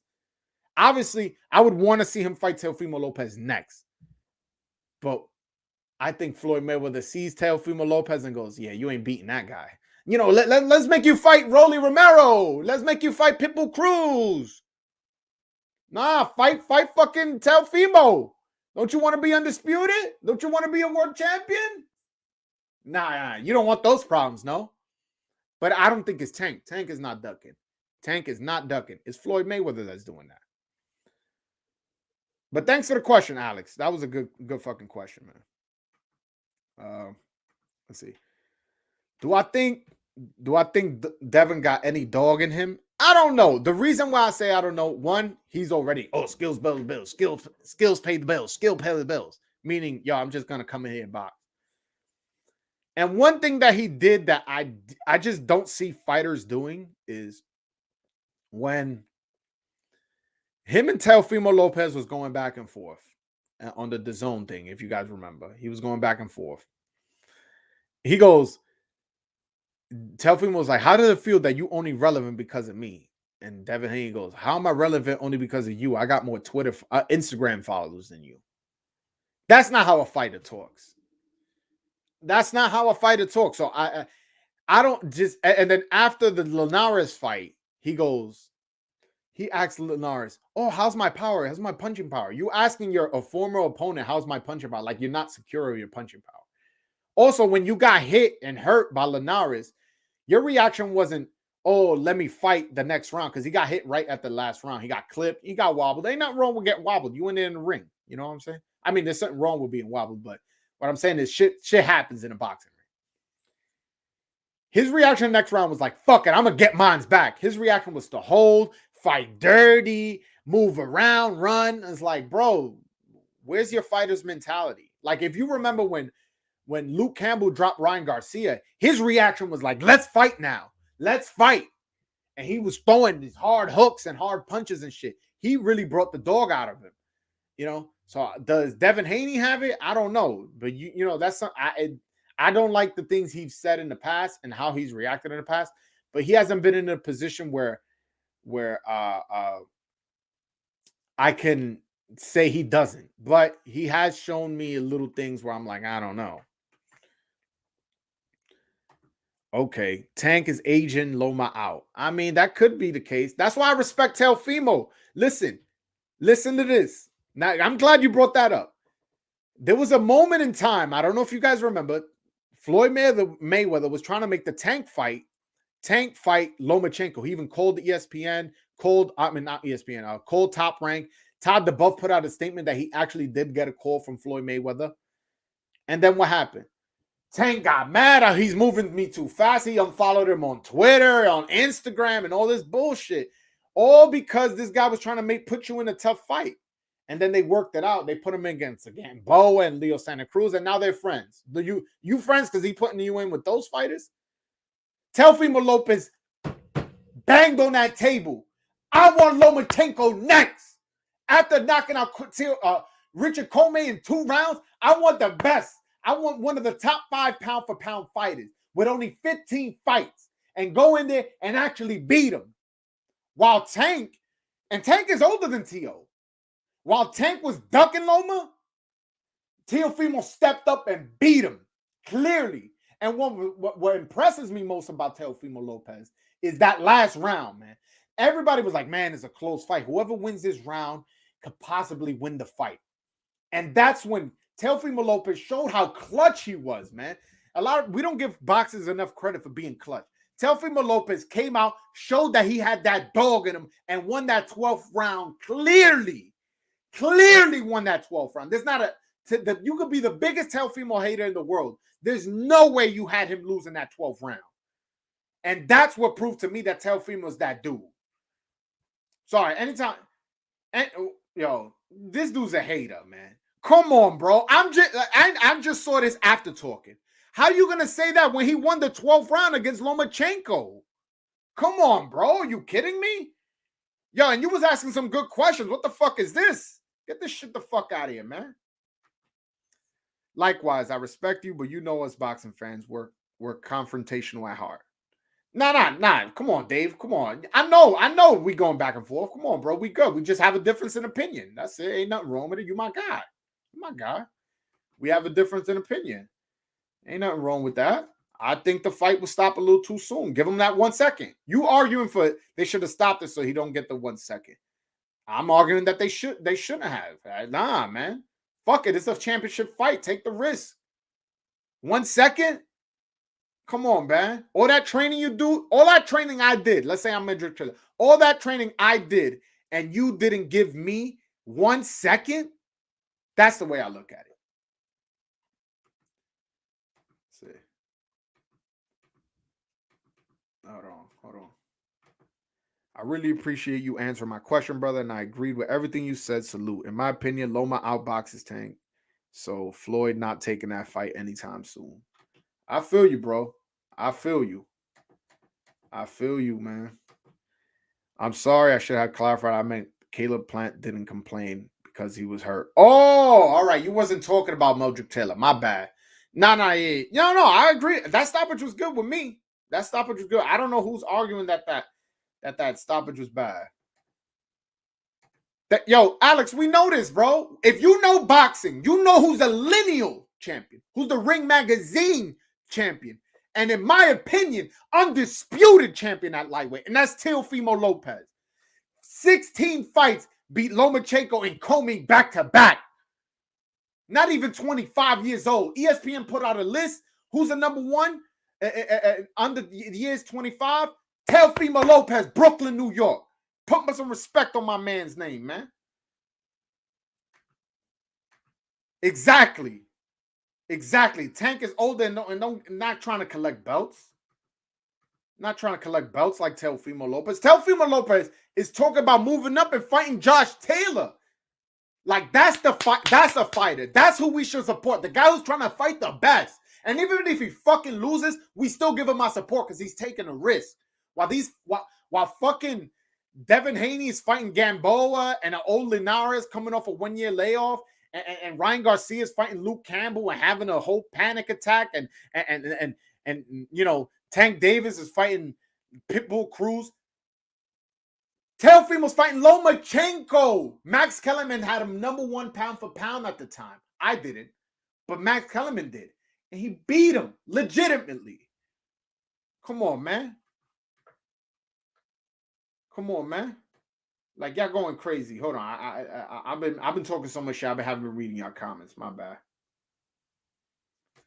Exactly, Alex. Exactly. Me and you, we on the same page, bro. Come on, man. That 12 round, he's not a 12-round fighter, but he was beating the shit out of Lomachenko in the 12th round. So is Lomachenko not a 12-round fighter? Come on, man. Stop, man. Stop. Give my man Tio his credit. Why do people hate on Tio, bro? Yo, he knocked out Comey in 2 rounds. IBF champion knocked him out in 2 rounds. The next fight, fought Lomachenko and beat him legitimately. Come on, man. Give my man his credit. Yo, y'all gonna get me fired up. When fighters take risk and they win and you guys don't give them credit, that's a real trigger for me, man. Like, don't do that. Do not do that, please. Please don't. Yo, people are talking about Lopez should have not been up there with Canelo holding the belts, trying to promote he's on the undisputed. I get it, because there's some people that don't think he's undisputed. And if you guys realize, in the post-fight interview, Canelo Alvarez goes, yeah, it's exciting to be the 6th undisputed fighter. Yo, that was telling, man. Because really there's 7. If you count Teofimo, and some people don't, it's 7.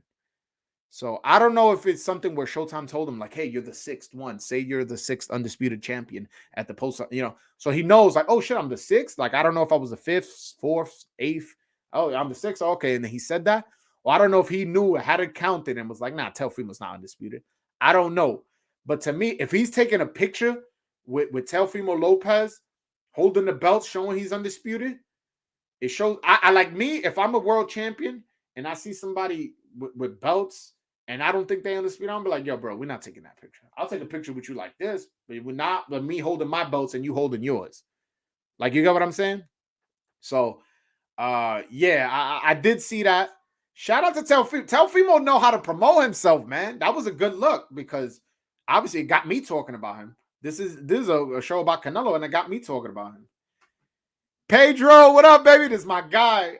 Yeah, Brooklyn, baby. Teofimo Lopez, Brooklyn all day, man. Shout out to my man T.O., man. What I like about T.O. is, obviously he's a great fighter, so that goes without saying. But he's taking the risk. He's fighting the best at a young age. He's doing, we're not going to appreciate this until later. He's doing what our greats did, what Roberto Duran and Muhammad Ali did. Muhammad Ali became champion at 21. Oh, you forgot about that? What was this guy's name? Sugar Ray Leonard became champion, what, 22, 23? This guy became champion at 22, 23 too. He beat Lomachenko, 2-time gold medalist. A guy who had 3 belts. And he had 1. Teofimo had 1. Came back and fucking took the other 3. Lineal. Undisputed. Give my man his respect, man. Give my man his respect. Anybody who takes risks. That's why I respect Josh Taylor. Josh Taylor is undisputed. That's why I respect Canelo Alvarez. Undisputed. That's why I respect Usyk when he was undisputed at cruiserweight. Now he has 3 belts at the heavyweight division. The guys who are fighting the best fighters and not worried about money. Those guys, I fucking can't stand those guys. Fight the best. The money will come. Now, again, if you fight 3, 4 tough fights in a row and you want to fucking tune up, you want somebody easy, I'm cool with that. Like, that's what I was saying. Like, people saying, like, oh, Canelo, I want Canelo to fight David Benavidez next, then move up, fight Better Beef, then Bivol, and then move back down, and then fight Charlo, and then Andre. And it's like, it's probably not going to happen like that, because those are fucking tough fights, bro. Like, he's not made out of metal. Like, he is probably going to give you those fights because Canelo's that type of dude, but not back to back to back to back, especially now since he's been fighting so often. We might see Canelo fight in 4 months. Who knows? I don't know. I'm not predicting that. I'm saying there's a possibility the way he's been fighting lately. He's been fighting so active. He fought 4 times in 11 months. Who's to say he was not going to fight in another 2-3 months? 3-4 months. Yeah. Let's see. I think Canelo Alvarez should be fired in what? I don't know what that means. Oh, all right. You're correct. I think Canelo Alvarez should be fighting Boo Boo Andre next. That's a good fight. I spoke about that, but I think he's gonna fight Jamel Charlo. I think he's gonna fight Jamel Charlo next. Jamal Charlo next. I think because he was asked on the Brian Custer podcast, who do you see yourself fighting next more likely, David Benavidez or Charlo? And he said Charlo. And I think he wants to stay at 168. You don't just get unified, undisputed, and then go, all right, I'm moving up to 175. Like, nah, you still got unfinished business.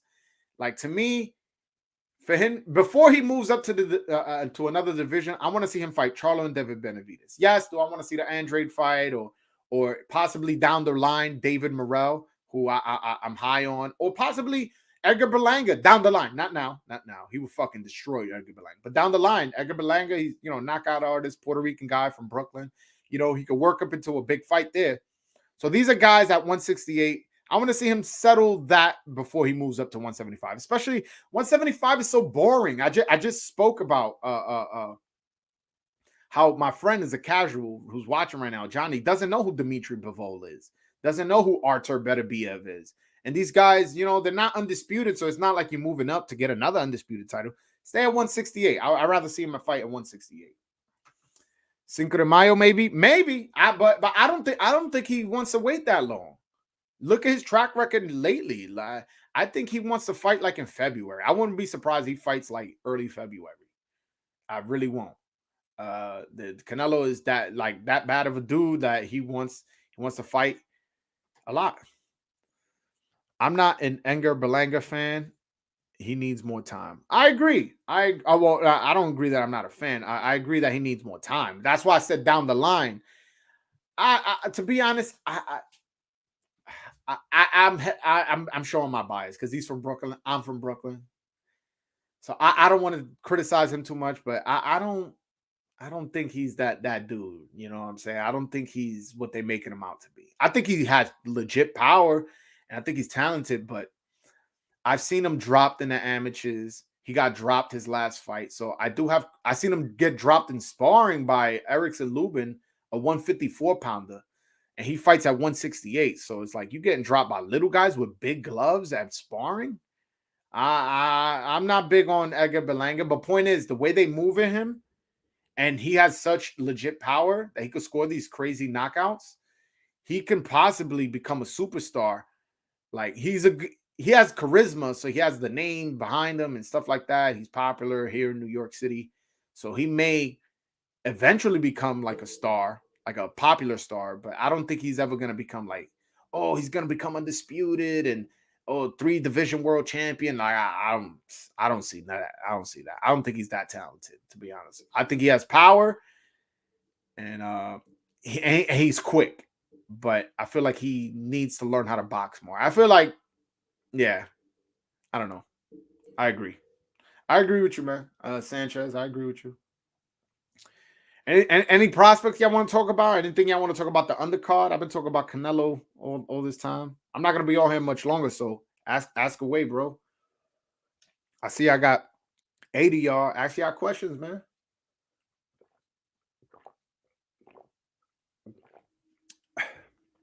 Yo, by the way, a quick funny story. I was supposed to go on live earlier, right?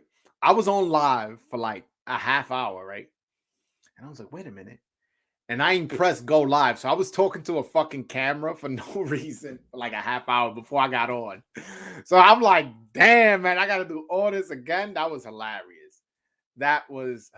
Luckily, nobody was here. I'm sharing with y'all because y'all fucking with me. Y'all watching my live, obviously. But I was on here talking boxing for like half hour by myself to nobody because I ain't go live. So that was pretty funny. Yeah. Elvis Rodriguez, I spoke about him earlier. I'll speak about him again, only because he's Dominican. I'm biased, so I liked his performance. I do think he still needs to work on some things. He needs to work on not being so satisfied having his hands up and just blocking. Like, yeah, he did show head movement at times, but I felt like he was satisfied at times, like just having his hands up and just blocking and catching shots. And he caught a lot of unnecessary body shots. I feel like he fights best when he's aggressive and moving his head, which is why I would rather see him train with Eddie Reynoso as opposed to Freddie Roach. I feel like Eddie Reynoso would teach him how to be slick, kind of like Canelo. And he's already such a sharp puncher that those little traps and counter punches that Eddie Reynoso would teach him would be just like, it would just be exactly what he needs. I think, and again, he's training with Freddie Roach, so it's not like he's training with a bum trainer, but I would like to see him train with Eddie Reynoso. He has Virgil Ortiz now, so he can spar him. He has Ryan Garcia, so he can spar him. And I'm sure there's other welterweights and junior welterweights and lightweights that he can spar. So I would like to see him spar with train with Eddie Reynoso. Again, there's also a language barrier with him and Freddie Roach. So that's not the case with Eddie Reynoso. Eddie Reynoso is Mexican, speaks Spanish. Elvis Rodriguez is Dominican, speaks Spanish, and boom, match made in heaven. Also, yo, bro, you don't want to be around Canelo? This guy's a fucking legend. You could fucking see him spar and learn something. You could be hitting the bag and he see you doing something wrong and go, no, you do it like this. Being around Canelo right now is the way to go. Like, trust me, like this dude is special. You imagine being able to train in the same gym as Sugar Ray Leonard or Hagler or all these legendary guys. Because to me, that's what Canelo is to me. Canelo's to me, he's a Sugar Ray Leonard, Thomas Hearns, Roberto Duran in my era. So if I had a chance to train with him and train with his trainer, I would. I'm just being honest with you. Let's see. It was funny seeing Ryan Garcia next to Canelo after he put him on blast. Nah, but you know what? I did like seeing that because that let me know that he took the criticism and he's not taking it like a bitch. He's taking it like, nah, all right, my big bro's calling me out, my OG's calling me out, but like I'm good. I'm that's what I do. Like I'm gonna show him once my arm gets better. I'm gonna show him I'm dedicated. I'm gonna show him I'm committed. So I took it like that because I really like Ryan Garcia. I know a lot of people. Some of y'all might not like him because he's a pretty boy. Y'all could comment that. But motherfucking fight, man. Like, let's forget all that shit. All right, he's a pretty boy. He's all this. Motherfucker can fight. He got some power. He got pop, and he got the look, and that would be good for boxing. You don't think a good-looking kid like that? With a bunch of Instagram followers that knocks people out and has a relationship with Jake Paul and Logan Paul, you don't think that could be good for boxing? Like, come on, man. Give my man a little bit of time to develop. He's a young kid. He's going through some mental issues. But I feel like being around Canelo is the right thing. Canelo is not going to let you off the hook not being a hard worker. Because, look, he called him out in the fucking media. So I'm big on Ryan Garcia. Yes, he does need to work on his mentality and his mental issues outside of the ring, but I like Ryan Garcia. All right. Do you think Lopez will ever go to Canelo camp and do some work with Eddie Reynoso? No, I don't think so. I don't see why he would. I mean, that would be cool, but I don't see why he would because his father's doing a good enough job. Yo, bro, the guy just beat Lomachenko last year. Like, I don't see any fine tuning that T.O. needs to do it. The only thing I would say is sometimes he makes me nervous where he keeps his hands. Sometimes he keeps them low, but he brings them up. And he has good reflexes, but there's only so long you're going to have those kind of reflexes. I would rather see him with his hands up a little bit more, especially his right hand. I wish his hand was, if you want to do the little Floyd Mayweather thing and keep your left hand low, but keep that right hand high, man. Protect that chin. So I don't ever see him training with Eddie Reynoso. I don't think you got all the skills that people hype him up for. Ryan Garcia needs something I don't know. I'm not sure where you're trying to go with that. I guess the thing is with Ryan Garcia is he has two problems that he needs to work with. His chin being up in the air like that. He fights kind of like that. I almost feel like he doesn't bend, like he's almost like too straight up. So if he could bend his hips and knees a little bit more and tuck his chin, I feel like that's the only thing he really needs to work on. He has, and maybe I guess head movement a little bit. Head movement, chin, but these are all things you can work on. Like this isn't something like super like, oh my God, like that's a big problem. It's going to be hard to correct. Those are all things. Working on head move, he could develop head movement. He could learn how to tuck his chin. He could learn how to bend his hips a little bit more and squat a little bit more, bend his knees a little bit more. He could learn that. Like when you icing dudes with one punch, and like he did that to Fonseca and Tank, it took Tank, what, 7-8 rounds to get Fonseca out of there? Ryan Garcia got him out of there in 2. You saw what he did to Duno in the first round? And then you saw that body shot that Luke Campbell, he knocked out Luke Campbell. Luke Campbell went 12 with Linares and Lomachenko. Come on, yo, Sanchez, you my guy, but bro, Ryan Garcia that power's legit. And again, does he have things to work on, bro? The guy's 22, 23. He has to work on things. Elvis Rodriguez has to work on things. I was just talking about him, and you know I like Elvis Rodriguez. I'm Dominican. I love Elvis Rodriguez, but he has shit to work on before he step up. Same thing with Ryan Garcia. That's why I'm glad that Tank fight didn't get made. Because although he has the potential of being better than the Tank or beating Tank, but he has stuff to work on before he gets there. He may have the potential, but he's not there yet, which is why I was glad he was training with Eddie Reynoso. But to be honest, I feel like he'll be better suited in the Crunk gym. I feel like the Crunk in Detroit, man, get out of your comfort zone. You know what I'm saying? You go to Detroit and spar, and they teach you how to be aggressive and offensive. I feel like that would be a good gym for him. But I'm big on Ryan Garcia. So again, is he a world champion? No. Does he have the potential? Yes. And does he have the potential to be special? He does. He honestly does have the potential to be special. One punch power is something you can't teach, and he has it. Knocked out Duno with one punch, Fonseca with one punch, and Luke Campbell with one punch. So it's not like, he just did it that one time. And the Fonseca knockout was a highlight reel fucking type knockout. Knocked them stiff. And it's even more impressive when you consider that Fonseca landed punches on Tank. And Tank, it took Tank, 7, 8, 9 rounds to stop him? Be a little more fair to Ryan Garcia. Come on, guys. Come on. But let me know what you guys think, man. Talk to me.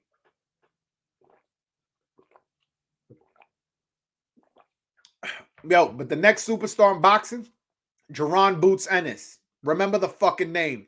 Out of Philadelphia, Pennsylvania. This guy switches from southpaw to orthodox. He switches lefty-righty. Power puncher. I think he's like 28-0 with 26 knockouts. One of the beautiful fighters I've seen. Up and coming prospect. I don't think I've ever been as high on a prospect as I am on Boots Ennis. I may be wrong. This may blow up in my face, but pause. But nah, I don't think so. I think this guy's a real deal. Michelle Rivera, up and coming prospect. Yeah, Michelle Rivera, nice Dominican prospect. I'm not too high on him, to be honest with you. I feel like he's good, but he's just not accurate. If I'm not like, I feel like he never really fully flush lands a punch on the fighters. I feel like at least in his last fight, let me not be fair. In his last fight, I feel like he could never get a full flush punch, and he didn't get the knockout against a smaller guy. So, although I like him, and he has time to develop, so don't get me wrong, and he could develop into this fucking knockout artist for all I know. But from what I've seen, I haven't seen nothing that really, really gets me excited. But hey, he has the potential, and they promote him. He kind of looks like Muhammad Ali. I think they're gassing it a little. He don't look that much like him, but with the haircuts, they cutting his hair just like Muhammad Ali. They promote him nice, so we'll see. We'll see how he develops. But yeah, I hope he's good. He's Dominican, man. It's been a while since. I can't remember last time Dominicans had a good fighter. Agreed. Boots Ennis is special, man. Boots Ennis, man. Oh, that's another thing. I'm glad I just brought up the Boots thing. Yo, Jaron Boots Ennis versus Thomas DeLorme was on the undercard of Jamal James versus Butiev. On the undercard of Jamal James and Butiev. You telling me that fight can't go on the Canelo undercard? Come on, man. These promoters be on some bullshit. That was a PBC card. The same way Canelo was a PBC card. Why the fuck are you putting that fight? Yes, Jaron Boots Ennis might eventually fight the winner. Yes. I'm not a fucking idiot, by the way. Believe me. But you know this guy's going to blow out that winner. You don't need to promote that fight. Promote Jaron Boots Ennis. Don't promote the fight. Put him in the ring against put him in the ring on the undercard of Canelo Alvarez. That's how you promote. This is a pay-per-view fight. This was a major event. This was a major, and you gave us bullshit in this undercard. That's what the fans want to see. Jaron Boots Ennis, man. That guy's special, man. That guy's good. Really good.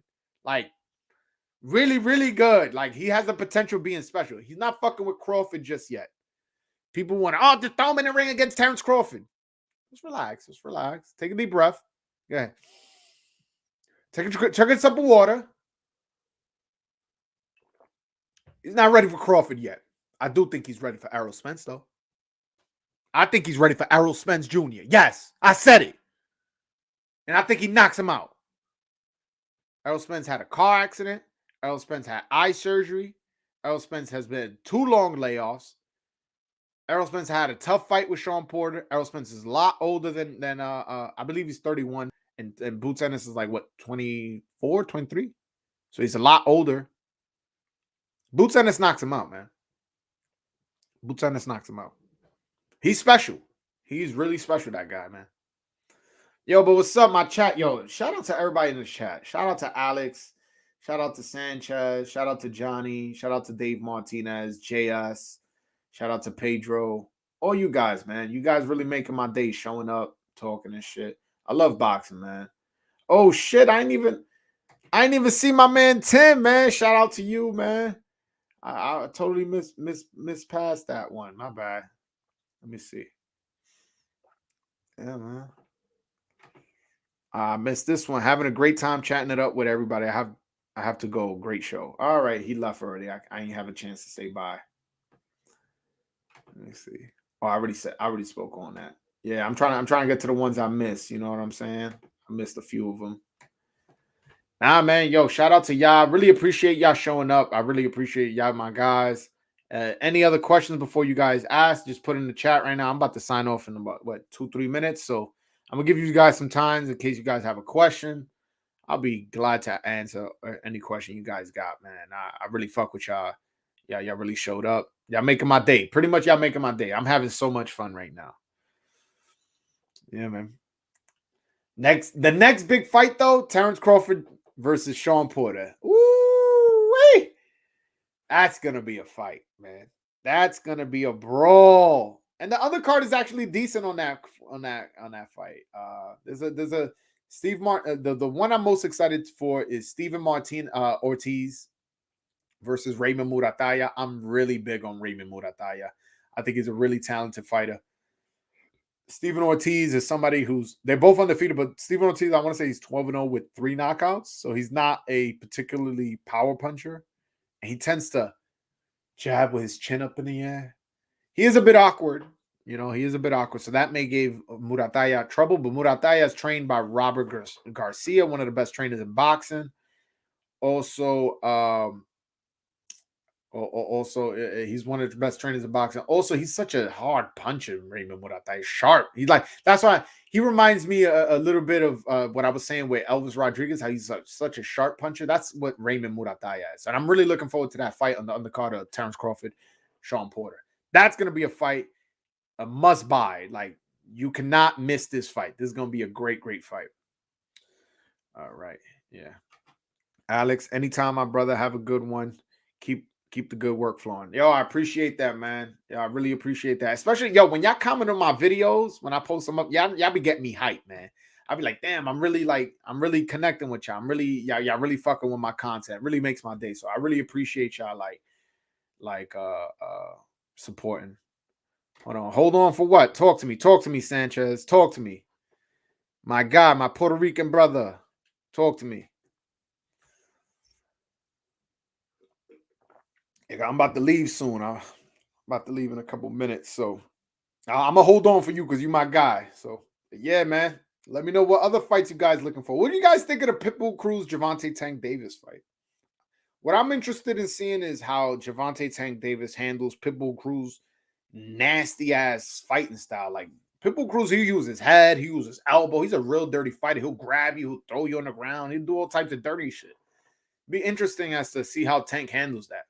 But Tank got dog in him too, So Pitbull Cruz coming that gangster shit, throwing elbows and throwing head, and the speed and power advantage is clearly on Gervonta Tank Davis's side. So if he gets mad and he starts landing hard shots, it could be an early night. So that's gonna be a fun one, because to me, it's between Tank Davis and Terrence Crawford as to who's the most entertaining fights. You know what I'm saying?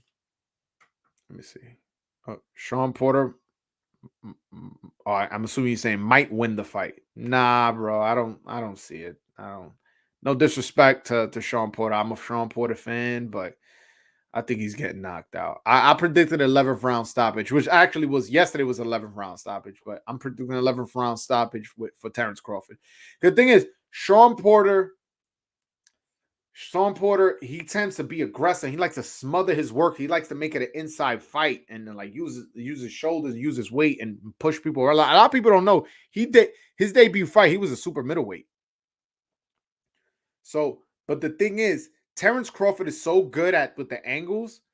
He's so good on his feet. He could switch southpaw, switch right-handed, and move and spin out to the side.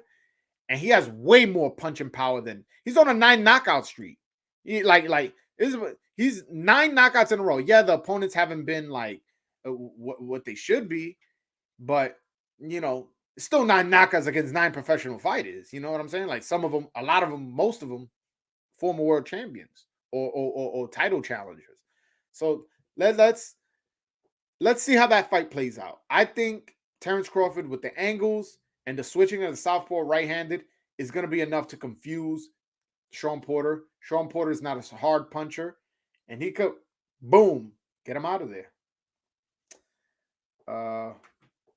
Break down the T.O. Taylor fight if they ever get in the ring. Woo, that's a good fight. Great fight. I would like to see Teofimo Lopez at 140 first before I make a prediction, because I don't know how much bigger Taylor is than T.O. I don't want to give you a breakdown, and then when I make my video, when the fight actually gets made, you go, wait a minute, that was a totally different fight, like breakdown than you gave me. I don't know, but I don't. I'll tell you this. I won't leave you hanging like that.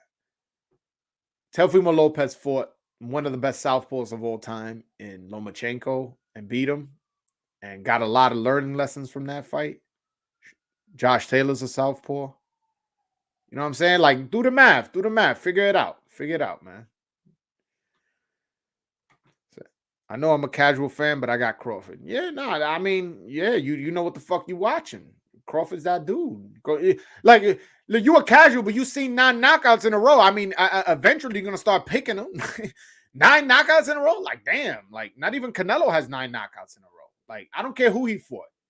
You got to give him credit. 9 knockouts is a lot. Especially if he was undisputed at 140, man. Come on, man. Give Crawford his respect, man. Who do you got? Errol Spence or Terrence Crawford? Before the accident, I had Errol Spence, although seeing how Terrence Crawford been looking lately, I don't know if I was right. But after the crash and after the eye surgery and all these layoffs, I got Terrence Crawford, man. With Terrence Crawford, you got to fight. When you fight, you got to fight. You got to be 100%. And Errol Spence is not 100% right now. Yo, but all right, guys. Yo, it was so dope chilling with y'all today, man. Y'all, I appreciate all the comments. Y'all definitely showed. I just put up on Instagram, yo, I'm going live, and I was not expecting this many people. Again, if last minute you guys ask a question, I'll answer it. But follow me on Twitter at _Broadway Joel, Instagram Broadway Joel, Facebook Broadway Joel. Yeah, man, and you guys know, anytime you guys comment in one of my videos, as long as you don't comment no dumb shit, I always respond. Shout out to y'all. Shout out to the guys who really be sharing my videos. Like, those are the guys that I really, really fuck with, man. When you guys really share them on your social media and repost it and do it and put it on Reddit. I seen my shit on Reddit a couple times. Some of y'all fuck with something I say and put it on Reddit. Like, yo, I really appreciate that from you guys, because you guys are showing like, yo, you like me and you want other people to like me. You guys want other people to be aware of what I'm saying, and you guys agree what I'm saying. So shout out to y'all. Teal speed and power can give Taylor a lot of problems. Facts. I agree. And you think Errol Spence, I'm assuming you meant Errol Spence beats Ennis? No, I don't. I already said that. But yo, guys, it's getting late. My bad. I got to go to work. But yo, shout out to y'all. Follow me on Twitter at _Broadway Joel, Facebook Broadway Joel, and Instagram Broadway Joel. All right, last one. I got Bud beating Porter on points, but I don't see him stopping Porter. I disagree, man. I disagree. I think Porter hits hard enough and he uses enough angles to confuse Porter. And he's also a much better finisher than Spence. And if Spence could drop Porter, who's a lesser puncher than Crawford, imagine what Terrence Crawford would do. All right, guys. Peace. Thanks. Hit the subscribe if you haven't already.